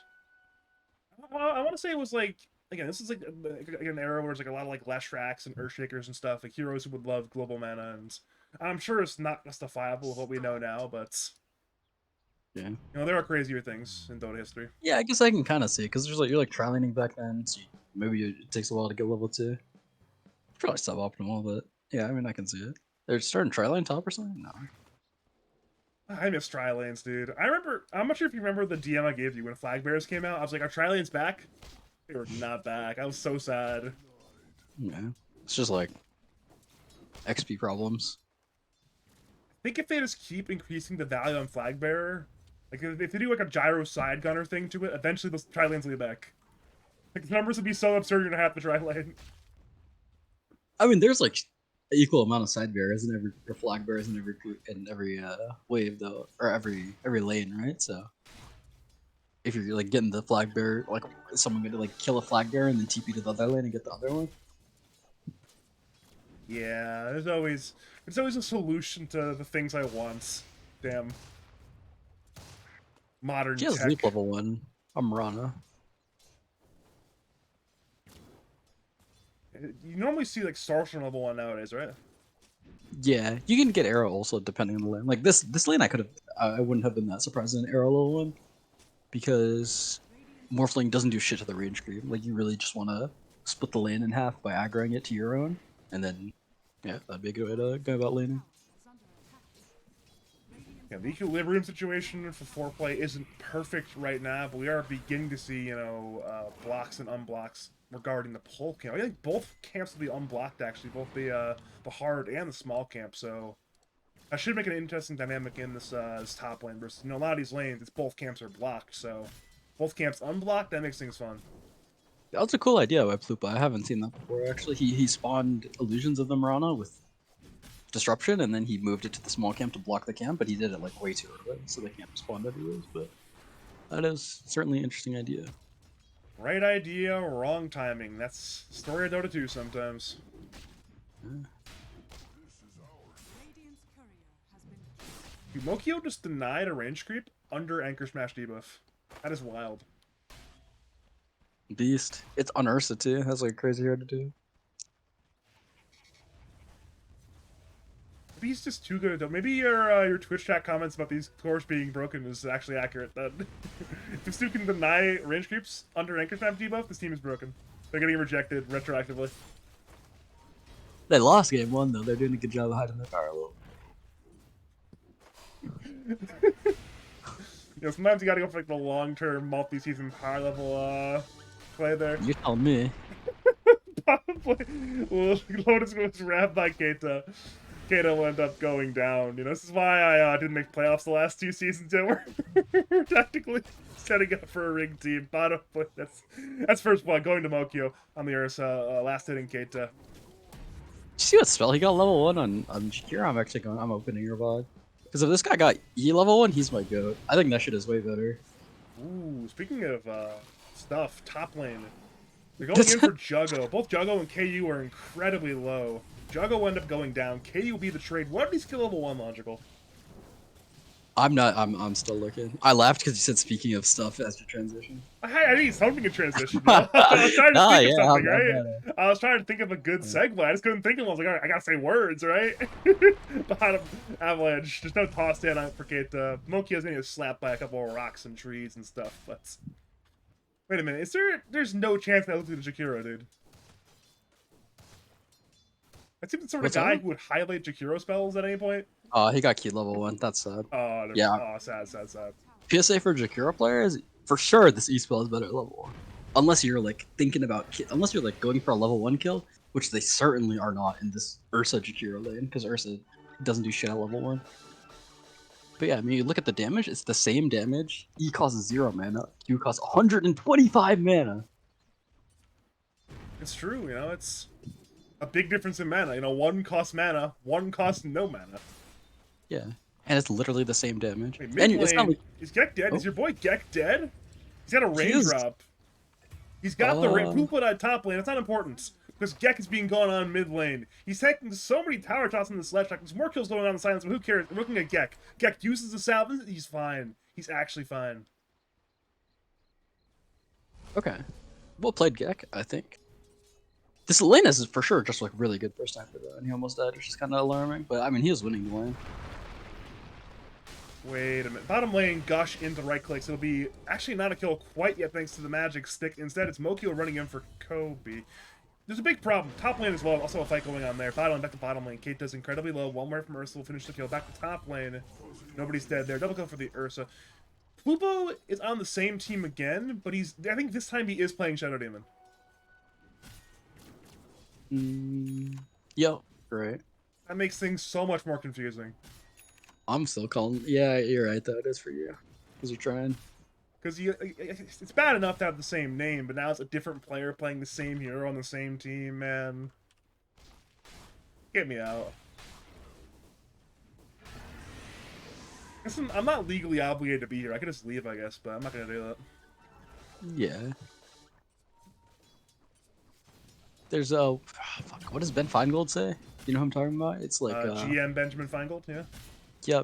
It's like the first step to failing is trying. That's... You're failing right now because you're trying to get the names right. Geki's Omega dead. Yeah, he is definitely failing. He was trying, but at this time he is failing. The kill goes away a pattern. Arcane Rune certainly paying off there. Again, a nice minute 6 rune there for Pattern, winning the RNG in a skill-based game battle, and well, he gets rewarded for it. No, they didn't. Well, he killed him. That's as. What else are you supposed to do? Okay, what do you Radiant guy could that? not get the rune. Even if he lost the 50-50, he was still getting it. But the timing, though, if the rune spawned elsewhere, it would have been a later timing, therefore Gek might not have died to the gank. Like, the little things in Dota, it's a game of inches logical. Wait, what do you mean, though? If he might not have died if it spawned top? Wait, Wisdom Rune's grab... Oh, Wait, that's not Plupo. Not Plupo is dead. So if the rune... You can still call them both Plupo. That's what you're doing before, right? True. Okay, so this rune spawns top, right? He grabs the rune, he walks up, he kills Sniper. If he had to walk to the other one, and then grab the rune, then he has to delay the timing, delaying the gank, the movements are different, Sniper might live. Right? That's how it works, yeah. Right? I mean, that's kind of true, but he didn't need the rune to kill him. It just felt better to kill him with the rune. But I mean, none of the Radiant supports came for the rune anyways, so I think the Sniper can't walk and steal the rune from Lash. So I think that it would have been the same result. But I mean, you got a point. Little margins, man. Little margins. That being said, though, I've said this before, and people made fun of me when I played mid and I didn't get the rune. Actually, specifically, KU did that. What's it called? The better player just gets the rune. Pattern's dead, by the way. more Better often. player, Jakiro Yeah, didn't get the rune Plupo. there. Yep, yep, that's right, that's right. One of our Plupos got the rune, securing a 1-for-1 trade. Yeah, but yeah, if you play a lot of mid and you're better, then you'll get the rune more often because you'll just like win the lane and then you'll like body the other guy so he doesn't get the rune. I mean, you are right, and over a large enough sample size, there's no doubt that the better player will come out ahead there, but sometimes it's the little things that can change the outcome of a Dota game, which in the short run can mean, winning a tournament like Labs, even winning a professional tournaments. Top lane, they're good wait for from 4 play, getting away from that Veil Hoof Stomp combo. I've got some pretty deranged opinions about Dota. I think one of my most deranged opinions is I like to remove literally every bit of RNG from the game somehow. Not And I'm sure making how it it would worse. be, but Yeah. did you watch what Kate just did there? Because I watched it. Yeah. See, that's what I meant about Tiny not being a smooth hero to play, because like he thought he was gonna get the toss back, but the toss is 800 range, level 1. So. Oh, he was playing too low HP on 4 play. He just got one I shot, got I think. stumped. Yeah. I think he might just got one shot by stomping the double hitch. Yeah. This is like a weird situation because like, I mean, he'll be fine. He has 2 kills actually. Foreplay. What the world? That's news to me. I mean, he's still like way poorer, but yeah, he'll be fine. I think Morphling versus Centaur is like a fine matchup even in lane. Cause what was I gonna say? Yeah, because the lane can be fine because you can just like morph down and back up again when he's like harassing you, or like after he's harassing you. But you kind of need like something to be going on also. But the Centaur can kind of harass him for free because he has Mirana in his lane, and the Mirana doesn't actually like do anything at this way. Mirana as a hero, it's good like early on in the lane, but then later on, the Mirana just kind of wants to leave because he can one-shot creeps and he's got like leaps to gank other lanes. He wants to be useful elsewhere, which again, if you are Morphling, it is what it is. Pattern, it's funny, we saw Gek playing Dire Side mid earlier, stealing stacks. We almost saw Pattern do the exact same thing on Dire Side, taking this Radiant stack here, but unlike Gek, Pattern does not get the creeps. Yeah, I mean, Radiant just like crush the lanes, which I feel like kind of makes sense at their team structure if you've got like 3 8K cores.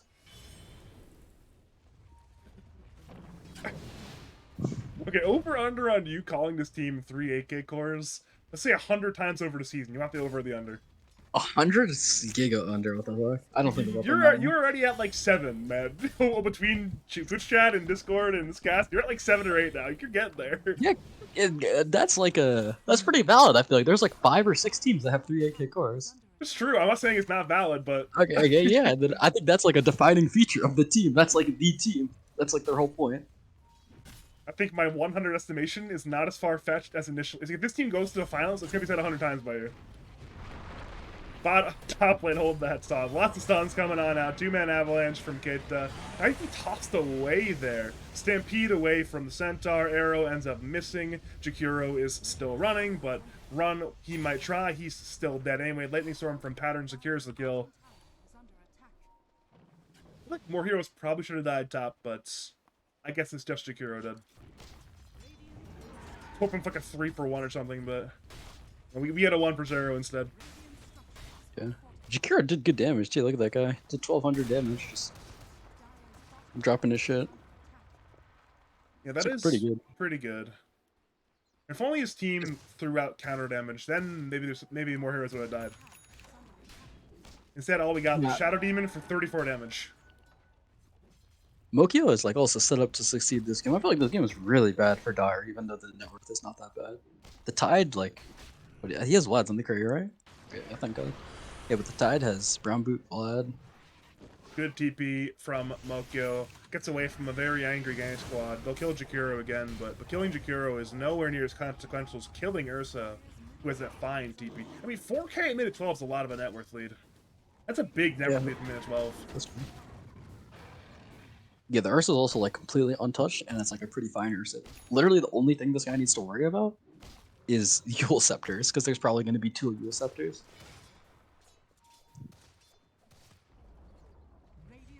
We will see a trade of tier 1 towers. Keita had a good reaction avalanche, but Juggo As a Blink Dagger, he's playing Centaur. He'll end up getting a kill on the Tiny. Perhaps not, thanks to an arrow from KU. Kate finally dies. Overtime 2 from Kobe. They'll focus the Sniper, gush forward, Lightning Storm, Edict from Leshrac. They'll kill the Sniper. So the tower that was fated to die did not die. There was 2 counter kills, including the core Sniper. That's a big swing there for Ramen. Yeah, I mean Radiant's strong, but I don't like the way that they're fighting. They're like reaching too far. Jogo's fine. Might even get the kill. He's fine, and Leshrac is not. Never mind. Pattern is fine. They'll eventually end up dying, but they killed Centaur before that happened. Offensive banishment on KU. They want another kill, but KU still has the leap. And as 6-1 charges, meanwhile Kobe is playing Tide, therefore he will not die.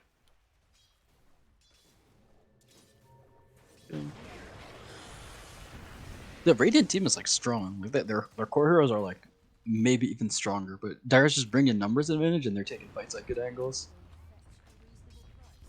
Radiant, yeah, like when they go for this Tiny and they like run all the way up here and the Tiny and the Snipers will run up to the hill, it's like they're just reaching too far. So I kind of wish they would defend more of the bottom tower. Well, we'll end up seeing the Tide die mid lane. Sniper ulti. Correction. Shadow Poison finishes the job.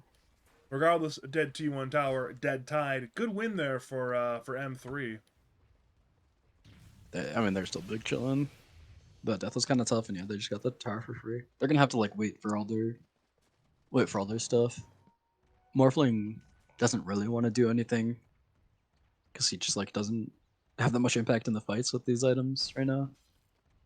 And Lesh also can just get targeted because he's not particularly tanky. He went for Mana Boot Yules instead of the Kyrie Rush, which I think is probably fine this game. Kind of makes sense this game, but does mean his like farming takes a little bit more of his resources. Man, Mokio has timed this out perfectly. He's playing top lane. Guess who's now top lane? Our good friend, Roshan.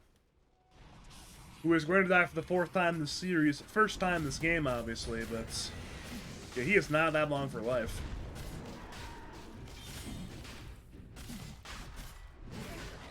Dude, Mattior is in Twitch chat really, really, really confident that Radiant's gonna throw this lead somehow. Do you agree? I mean, they already kind of are showing signs of it. But this is like such a like the Ursa has like no, Ursa is like uncontested. The Ursa's playing PvE for first 15 minutes of the game. I feel like I carry this game. I feel like Mattior carries this game also if he played Ursa. This is like he's like literally against nothing, and he's got like good heroes to like sit behind him. Also, the sniper is like something that Dyer has to deal with. He's got Centaur and like 2 good supports. They found foreplay. Good waveform away. Stampede forward. He's still running.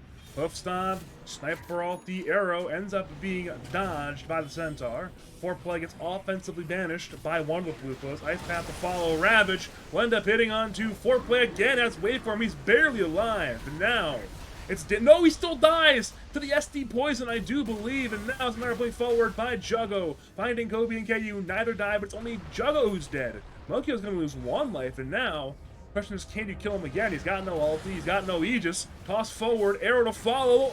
A good save from one Plupo. Other Plupo has Jakuros fails to get a bit of a gap away from Ursa. Ursa goes forward instead. He'll get the kill on time, but it'll cost him his life. That's dominating.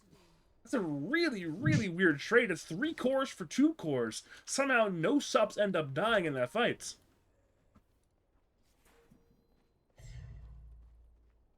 Net good for Dyer, I want to say. Oh no, never mind. Yeah. Foreplay died, right? So yeah, no shot. Yeah. They lost all the cores. Yeah.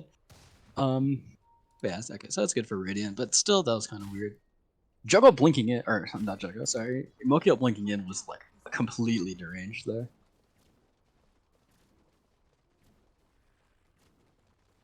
Now, sometimes you gotta be a little bit deranged when you play Dota, though. I don't blame him. Dota is just a game that, on average, rewards deranged play, I think. No, not always. If you're like, sometimes it's good, but I think like knowing how to optimize, like doing crazy shit and knowing when you have to rein it in is like really important. Because if you'll just like throw a lot of games, and I mean we see that happen in lads. I'd say like 75% of games are thrown in somewhere. Well, big fight But mid that's actually lane, way too wrap many. around smoke from the Dire side. It's an awkward angle for both teams. SD and Lesh both will end up dying. At this point, though, Ursa will blink forward looking for more, looking for Keita for now. Sniper ulti is on the way. Tiny is dropping. Tiny will toss away the Ursa, but Juggle blinks in to finish the kill on Keita's Tiny. So it is a 2-for-1. Certainly a good 2-for-1 in favor of the M3 side. It's going BKB on her, so I'm not a fan, but I think it's still fine. Would have liked the Basher first, though.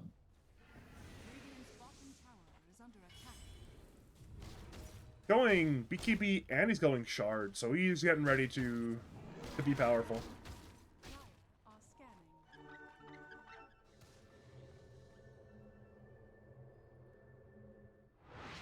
Yeah, I mean it's good for being tanky, but I think he needs to do a little bit more burst damage right now. The fact that he like won't be able to really kill anyone if you like at the moment if he blinks on anyone, even when he finishes the BKB, he can't really kill anyone. So he's just kind of playing for fights where people will like use their stuff and then like over time they'll just run out of stuff to stop them from getting off the Ursa. But like yeah, I mean this Tiny will like avalanche and then toss you and then blink out and then Mirana will leap away. I guess that is the nature of Ursus. Even if you go for say like a Basher, it still might not necessarily actually lock someone down. Need a little bit of sample size there to make it not just luck. Yeah, that's fair. But like a lot of the times you will get a bash in your first volley, and so like if you like end up chasing people down, it's like you end up getting way more kills. I believe. I guess you could like BKB to stop a lot of like to kill the Tiny, but you never want to do that. Seems like we have a trade of towers brewing. Pattern takes the top side T1, but actually it will not be a bottom side T1 because Radiant focused the Dire side Tormentor. Who gets the shard? It'll be one of the Flupos on Jakiro. Back to the other Tormentor, Dire stealing the Radiant Tormentor. It's a trade of enemy side Tormentors. Stampede forward by Juggo, trying to get something right now. 4 plays in the trees, hiding a waveform for Shadow Demon. Shadow Demon said Ramadan 3 from Gobi. Arrow on Jakiro. Both subs are dead. Shadow Demon buys back. Yule's on Sniper. They want to kill Gek. But Gek is a Hurricane Pike. But no, Caitlyn says you're still in the middle of this fight right now. He gets tossed back towards Mirana, back towards Ty. The pattern once again is dead. Play from forward by 4 play. Gek is dead. He'll morph into Jakiro, ice pathing the Ursa. Ursa only has 1 life. Fantastic reception from the SD, but will it end up mattering? One more 2-man avalanche to Starstorm damage. They're going to Centaur. Centaur goes in and return. He's doing so much damage, but he can't kill anybody. Mokio, again, he's still just dead. Kobe is dead. Plupo is dead. Juggo is dead. A triple kill for KU. And Mirana has become the 4th core. And there's a right side parentheses from 4-play. That's true. There was like left side. I think no, it was always right side. Yeah. I still think that Radiant is doing fine in this game, but they definitely let it slip. Sniper is also like a really hard hero, I'm pretty sure. Like at this point, the Sniper is like a bot. You have to like, you're not really allowed to throw on Sniper, I feel like. Unless you like cook your early game like way too hard. But if you mess up the like early mid game, then it's just rough. Like what the fuck does he do now? He's just like, he slows people and he does like moderate damage. He's not like high damage hero. Alright, I've got the answer, Logical. He buys Let's an hear it. Aghanim shard. And that's gonna fix his game somehow. That doesn't help his damage though. I mean, he's going Ags, so now he'll just like be a stun, which is kind of nice. His hero is Sniper, he does damage no matter, as long as he's, it's like playing Drow Ranger, right? As long as you're alive, you're No, doing, no, you're no, doing it's damage. different. I know it's different, but as long as he's alive, he can do damage. So, yeah, I mean, well, you can't do damage if you're dead, which is the important thing. But Exactly, he said not die. Aghanim shard. I think he needs to. I mean, he'll just like be a stun instant 2000 range away, which is good. The smoke has been spotted, by the way. Whose ward is that? That's KU's ward. Carry players, outwarding sups. What can you do for sup players? But, again, the smoke has been caught. KU, I think actually KU's trying to break the smoke. He knows it's coming. He's well aware it's coming, but at this point, the smoke's simply going to miss.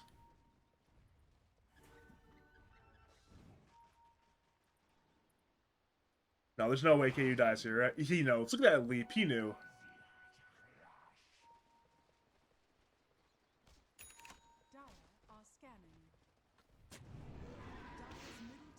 Well, now what? Nothing, I'm pretty sure. Radiant ran all their heroes here. I guess they're hitting the tower, that's kind of cool. They're running like low on money though. They're like, the funds are running low. They gotta go back to having an even map state where everyone is farming.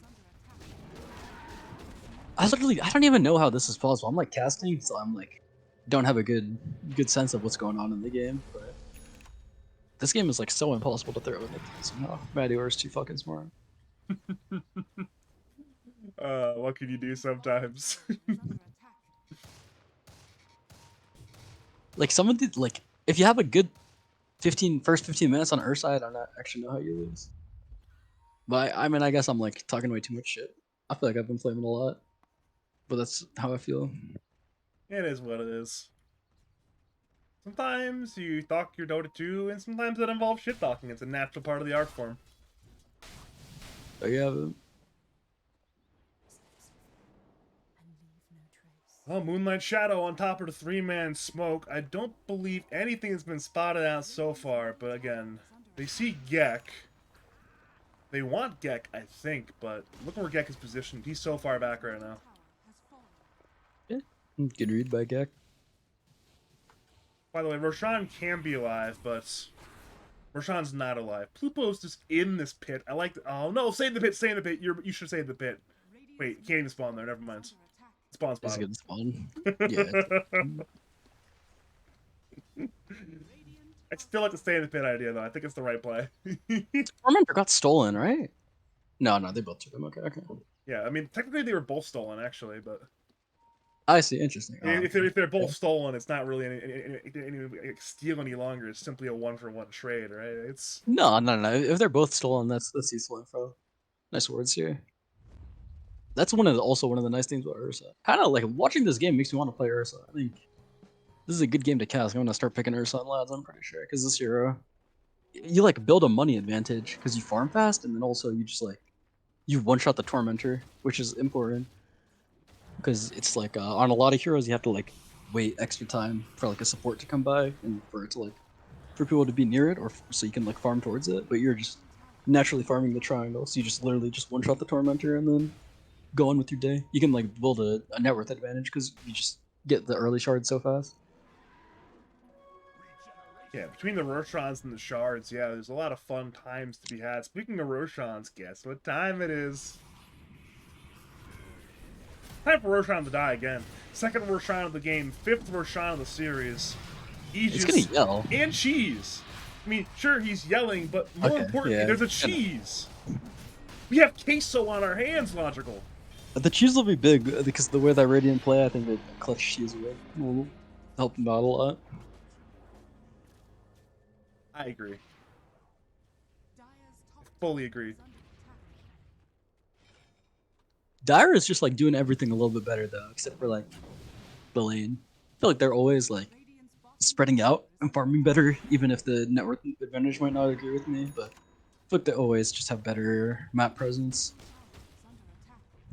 And this is a team that, from like a macro level, has always had a very good understanding of Dota, like knowing when they're strong, knowing when they're weak, knowing when to group, knowing when to split. Like they were historically ahead of a lot of other lads teams in that aspect. They got them, 3 wins in lads, a number of top 4 finishes. So it's not too shocking they've still got it. Sure. Meanwhile, I'm broke as fuck. 0 wins, 0 hoes, 0 crypto. 1 lads plus win though, actual money involved in that one. So that's true. There's less prestige though. I would have rather won lads plus than lads though, so I can't go. I'd rather. How much money did I get? Actually, it wasn't that much. It was like half as much as I got from winning on ADCL, and I played that one for like 3 weeks. What can you do? This one's like an offshoot. And ADCL, that's like their fucking full-time thing. Okay, to be fair, one of those tournaments is still going, the other one's not, so. Yeah, exactly. NADCL was probably more fun, unfortunately, but I got like way too lucky because I was the 4th best player on my team. Who was on your team exactly? It was Little Dick, B-God, Versatile, and my current 5 player, Silly Snap. How did they let you draft that? Who let this happen? I'm not really sure, but the games were really easy, and the only series we lost was because I was in New York. New York's like a great place. You're saying Yamsun lost you the only series you lost in NADCL? Uh, yeah, Or kinda. were you in New York for non-Yamsun related reasons? No, I was.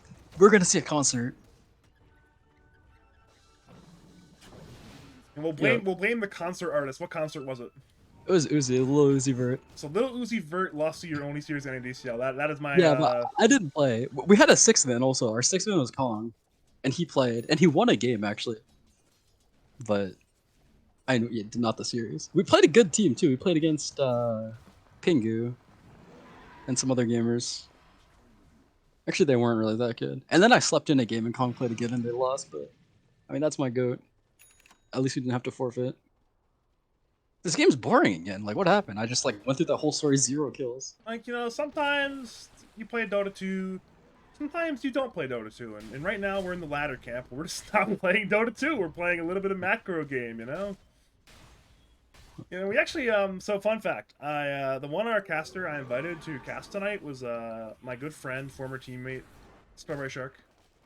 And if What? he was here, he'd be talking about like eels and That's true. you know how Jim is, so he would have kept things lively. Dire has problem. Like Radiant just ran down a lane and they're going to work now. I feel like this fight is like easy though. Oh, he underblinked. See, skill issue. Yeah, I mean, we did. Okay, to be fair, that's what I said. I did say it was a skill. Rage. Happens to the best of us. I did not expect that.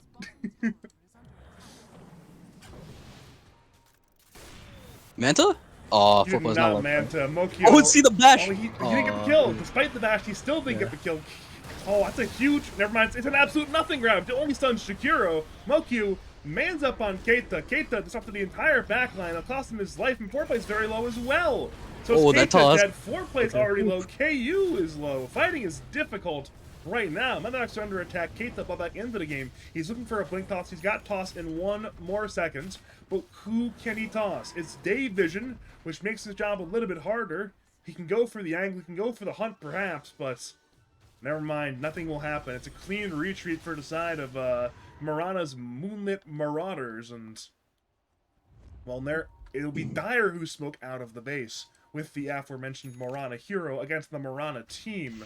Looking at their vision, they see little. They now see Ursa. They're pinging. But Ursa's got... Oh, they're not smoking back in. This is the fight. Both teams break their smokes. Shadow Demon's in the front. Blink Avalanche. They find the Ursa, but he's got 2 lives to play with. He's Post 5 up second on 2. cooldown on 4 Eagles. plays in danger. He's in a lot of danger. Good split Earth from Pattern, but Ursa's still fine. Die back on Tiny. Tidehunter is running away. He's slowed. He's been headshot, and he's been brought down. He's got no buyback. Double kill for Mokyo.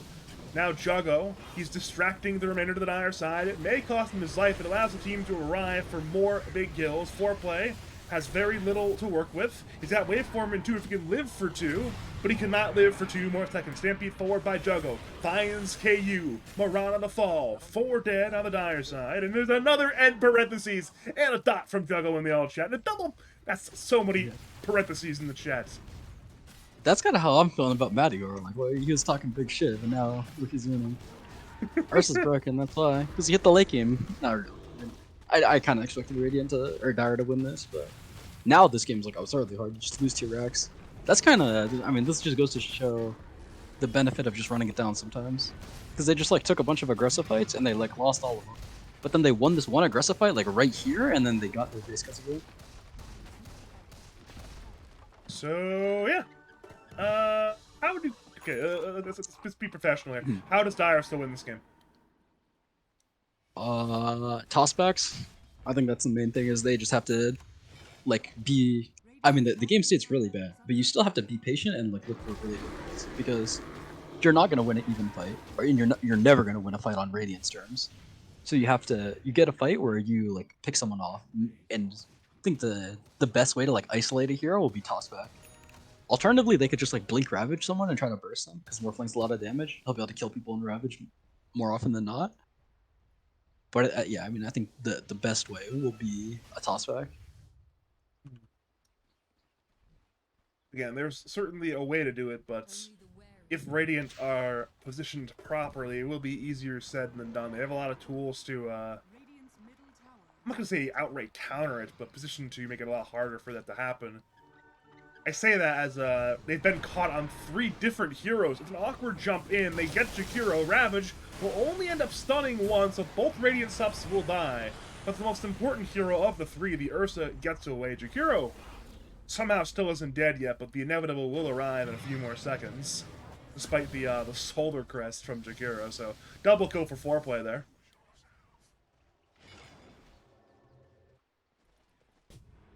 Yeah, okay. I mean, they now they got a free pick up on Radiant side of the map. If these guys were like real big baller shot callers, they would have just like ran it down. I'm pretty sure that would have been hype. But I guess they're like looking for a Roshan angle. Ran it down bottom, yeah. Yeah, I mean that would have been good. Yeah, they had a wave here, yeah. I guess I mean it's kind of annoying. Like the Morphling is gonna have to like Manta dodge assassinate, otherwise the sniper is just gonna like click you. Otherwise you're like not gonna get any damage. I guess it was like low. Wait, did you see that Roshan respawn time? It's insta? Nearly instant. It was less than 10 seconds. But nobody knows. I mean, if they were checking their timers, they know Roshan can be live, but the expected value is more than a minute from now, so they're not saying, oh, Roshan has to be alive. They say, Roshan, yeah, he could be alive. We'll saunter on over there eventually, but little do they know, he's right. I mean, if KU and company knew that, they'd be in here right now, getting this Roshan. Instead, it's gonna go top. It'll go top, and guess who's top? It's Ursa there for the 3rd time this game. Taking a topside Roshan.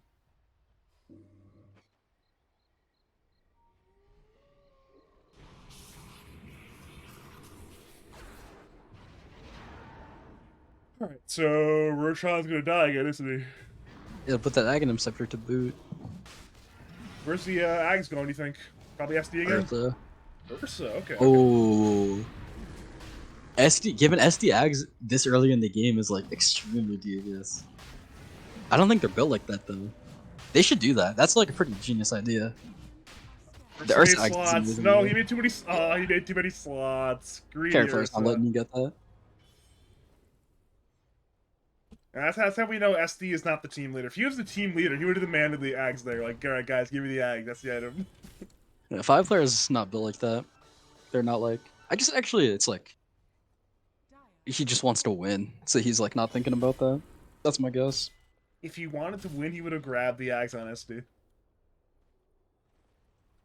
Yeah, there's like a lot of things to think about. I mean, your Ursa's like instinctually gonna take. He's like, oh, nice, it's Aghanim Scepter, minute 35. I don't got one of those. It's the job of the SD to be like, oh, let me have this. I think it's good. It doesn't always happen though. This is like also arguably better, because like now their 1 lose condition on Radiant is like no longer. Or I guess it's like the Ursa, even if he gets tossed into a Ravage, he's still fine. I guess they can do like some crazy shit. Like if you toss back on a Mirana and he like quad leaps into the fountain, more likely than you might think. Well, speaking of the toss play, they find Centaur, he's arrow stunned, he stampede to allow the allies to arrive. SD ally disrupts, no kills, links in Ravage, and I believe 3 from Gobi. Ice Path, stolen by foreplay, hits 2. Is SD dead? The trade will be for Tide and 1 more hit, but foreplay is putting in work right now, trying to map again, but oh, get demolished him! And now they'll kill the Tide as well. Double kill for Gek. 1 more assassinate with the Kanda. It's an absolute bad situation for the side of foe Ramen.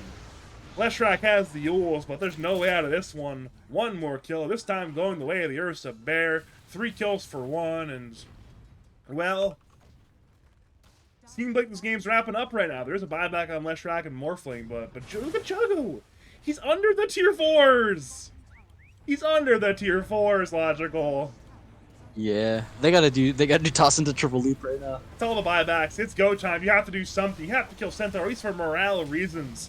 Assassinate is dodged by foreplay. Juggo is dead. He high-fived Dota NPC bad guys tower 4 bots, and now he's dead. Is that the effigy ID? What is that? No, I think it's one of the tier 4s. That makes sense. That makes sense. But I think it's this tier 4. That makes sense because this is the bot tower 4. Is the top tower 4. why does it give the tower name though? Usually it just says tower, right? Not Yeah, I'm unsure. hold that thought. Shadow Demon's been caught. I was the one who was talking. SD is dead regardless. Ice Path from the other Plupo to hopefully avenge his fellow Plupo brother, and now with only 3 alive, it'll be a retreat time for the side of Marana's Moonlit Marauders. They can still win this game on Dire Loki. I don't like that foreplay has a Scotty cube though. You should buy a butterfly here because infinite damage and the way he's dying is like right clicks. You can say he died to sniper roll, but that's a right click. That was kind of crazy though, how he died like that. I guess he just kind of messed up. Too much sniper damage just wasn't ready. Speaking of morphling though, you see what's in his inventory? It's a bottle double damage rune. Yep. All right, I have a question for you. What's the earliest play you can think of, chronologically, of somebody doing like a bottle play like that? Because the one that comes to mind for me is Jackie Mao. I think he was playing Yeah. Weaver So on Speed Gaming at MLG Columbus 2013. yeah, he buys a bottle, right? Yeah, yeah. I don't think that was a thing Yeah. before that. I think that was like the Yeah. first one in Pro Dota. He had a lot of bottles back then. I remember he did on Clinks also. Same tournament. That might be the one you're thinking of, Yeah, actually. yeah. Definitely same tournament. The Blink Clinks. Blinks, one might say. Yeah. I think they did say that on the cast in the video. I'm literally 11 years behind the times, back in my elements. I like that Radiant's just like running it down and not reacting. I think Dire should have made them react to something. Maybe they should have just ran down bottom with the DD. Because at this point, you're just like hoping for a Radiant mess up. I mean, they glyphed, but I yeah, guess there's an Aegis actually. Aegis running out in 30 seconds. Then maybe they're waiting for that.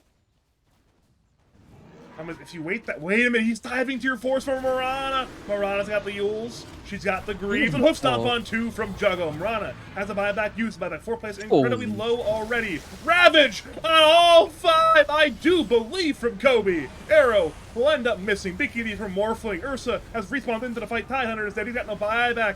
And now 4 plays being kited around right now. He's been bashed. He's been missile bladed. He's been brought down. And he too has no buyback. Pattern trying. He will fail. He will die. All 3 cores are dead with no buyback. And that will be all she wrote. Keita tanks the Ninth Path. Tanks the Sniper ulti.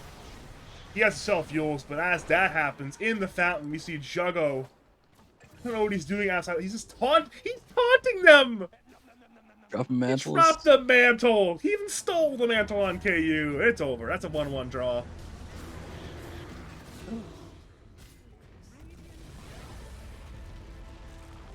I think Dire got kind of flustered at that, or like the last like 20 minutes or so. They're like, these guys are also like time biters. They know if they like go out the gate 20-0, then like someone's getting changed next season. So I mean, you can just see it. Both of their series are like 1-1s, and they shouldn't be. I'm onto them. Macro genius, logical, at it again, I suppose. But again, there's been a lot of 1-1 draws this season.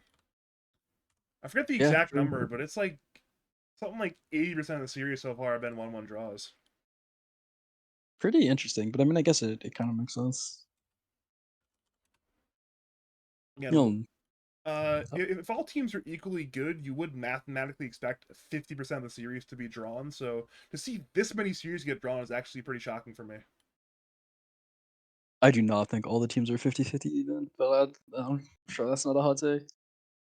I know that, but you'd expect, again, the less even teams are, you expect even less draws than 50% of the matches to be Yeah, draws. So it seems to be this draw heavy. It's almost more like chess more than Dota with this many 1-1 draws. true. Either way, though, congratulations to both teams on their 1-1 victory. Any more analysis before we go into my outro stuff, or are you good? Go for it. All right, thanks for coming on, Logical. Thanks for joining us. You got any final words, call, shout, say to the people of League of Lads? Uh, Shout out to Gek. That's all. If I Gek, was like kind of say he was like pretty high impact, even though he like threw the game.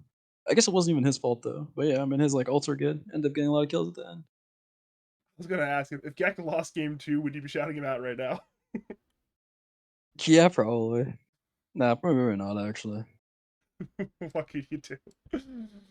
Gex got too many fans. He's like ran through. Skek actually have a massive fan base. Yeah, there's like Buffles and Madior. His like original friends too. Okay, the original friends, I'll give them that one, but I feel like Madior and Buffles are more like anime style rivals than actual friends of Gek. I'd say they're friends of Gek. They would say they are at least. It feels kind of like I don't know what's anime relation, like Naruto and Sasuke, you know, where I mean they're like friends, I think, but they're like also anime rivals. I might have been completely off the Naruto reference there, but what can you do? Should probably end this before I embarrass myself further. My name is Badger. I don't know shit about that anime series. Yeah. I'm gonna cast your games, cast your tournaments. Contact me over on Discord, Badger Pablo on Discord, or over on Twitter, twitter.com/Badger Dota 2. Congrats to both teams on their one win they got tonight, and again, thanks to Logical for tuning on in. Thanks to everyone who watched the game, and as always, thank you for watching, and have a great night.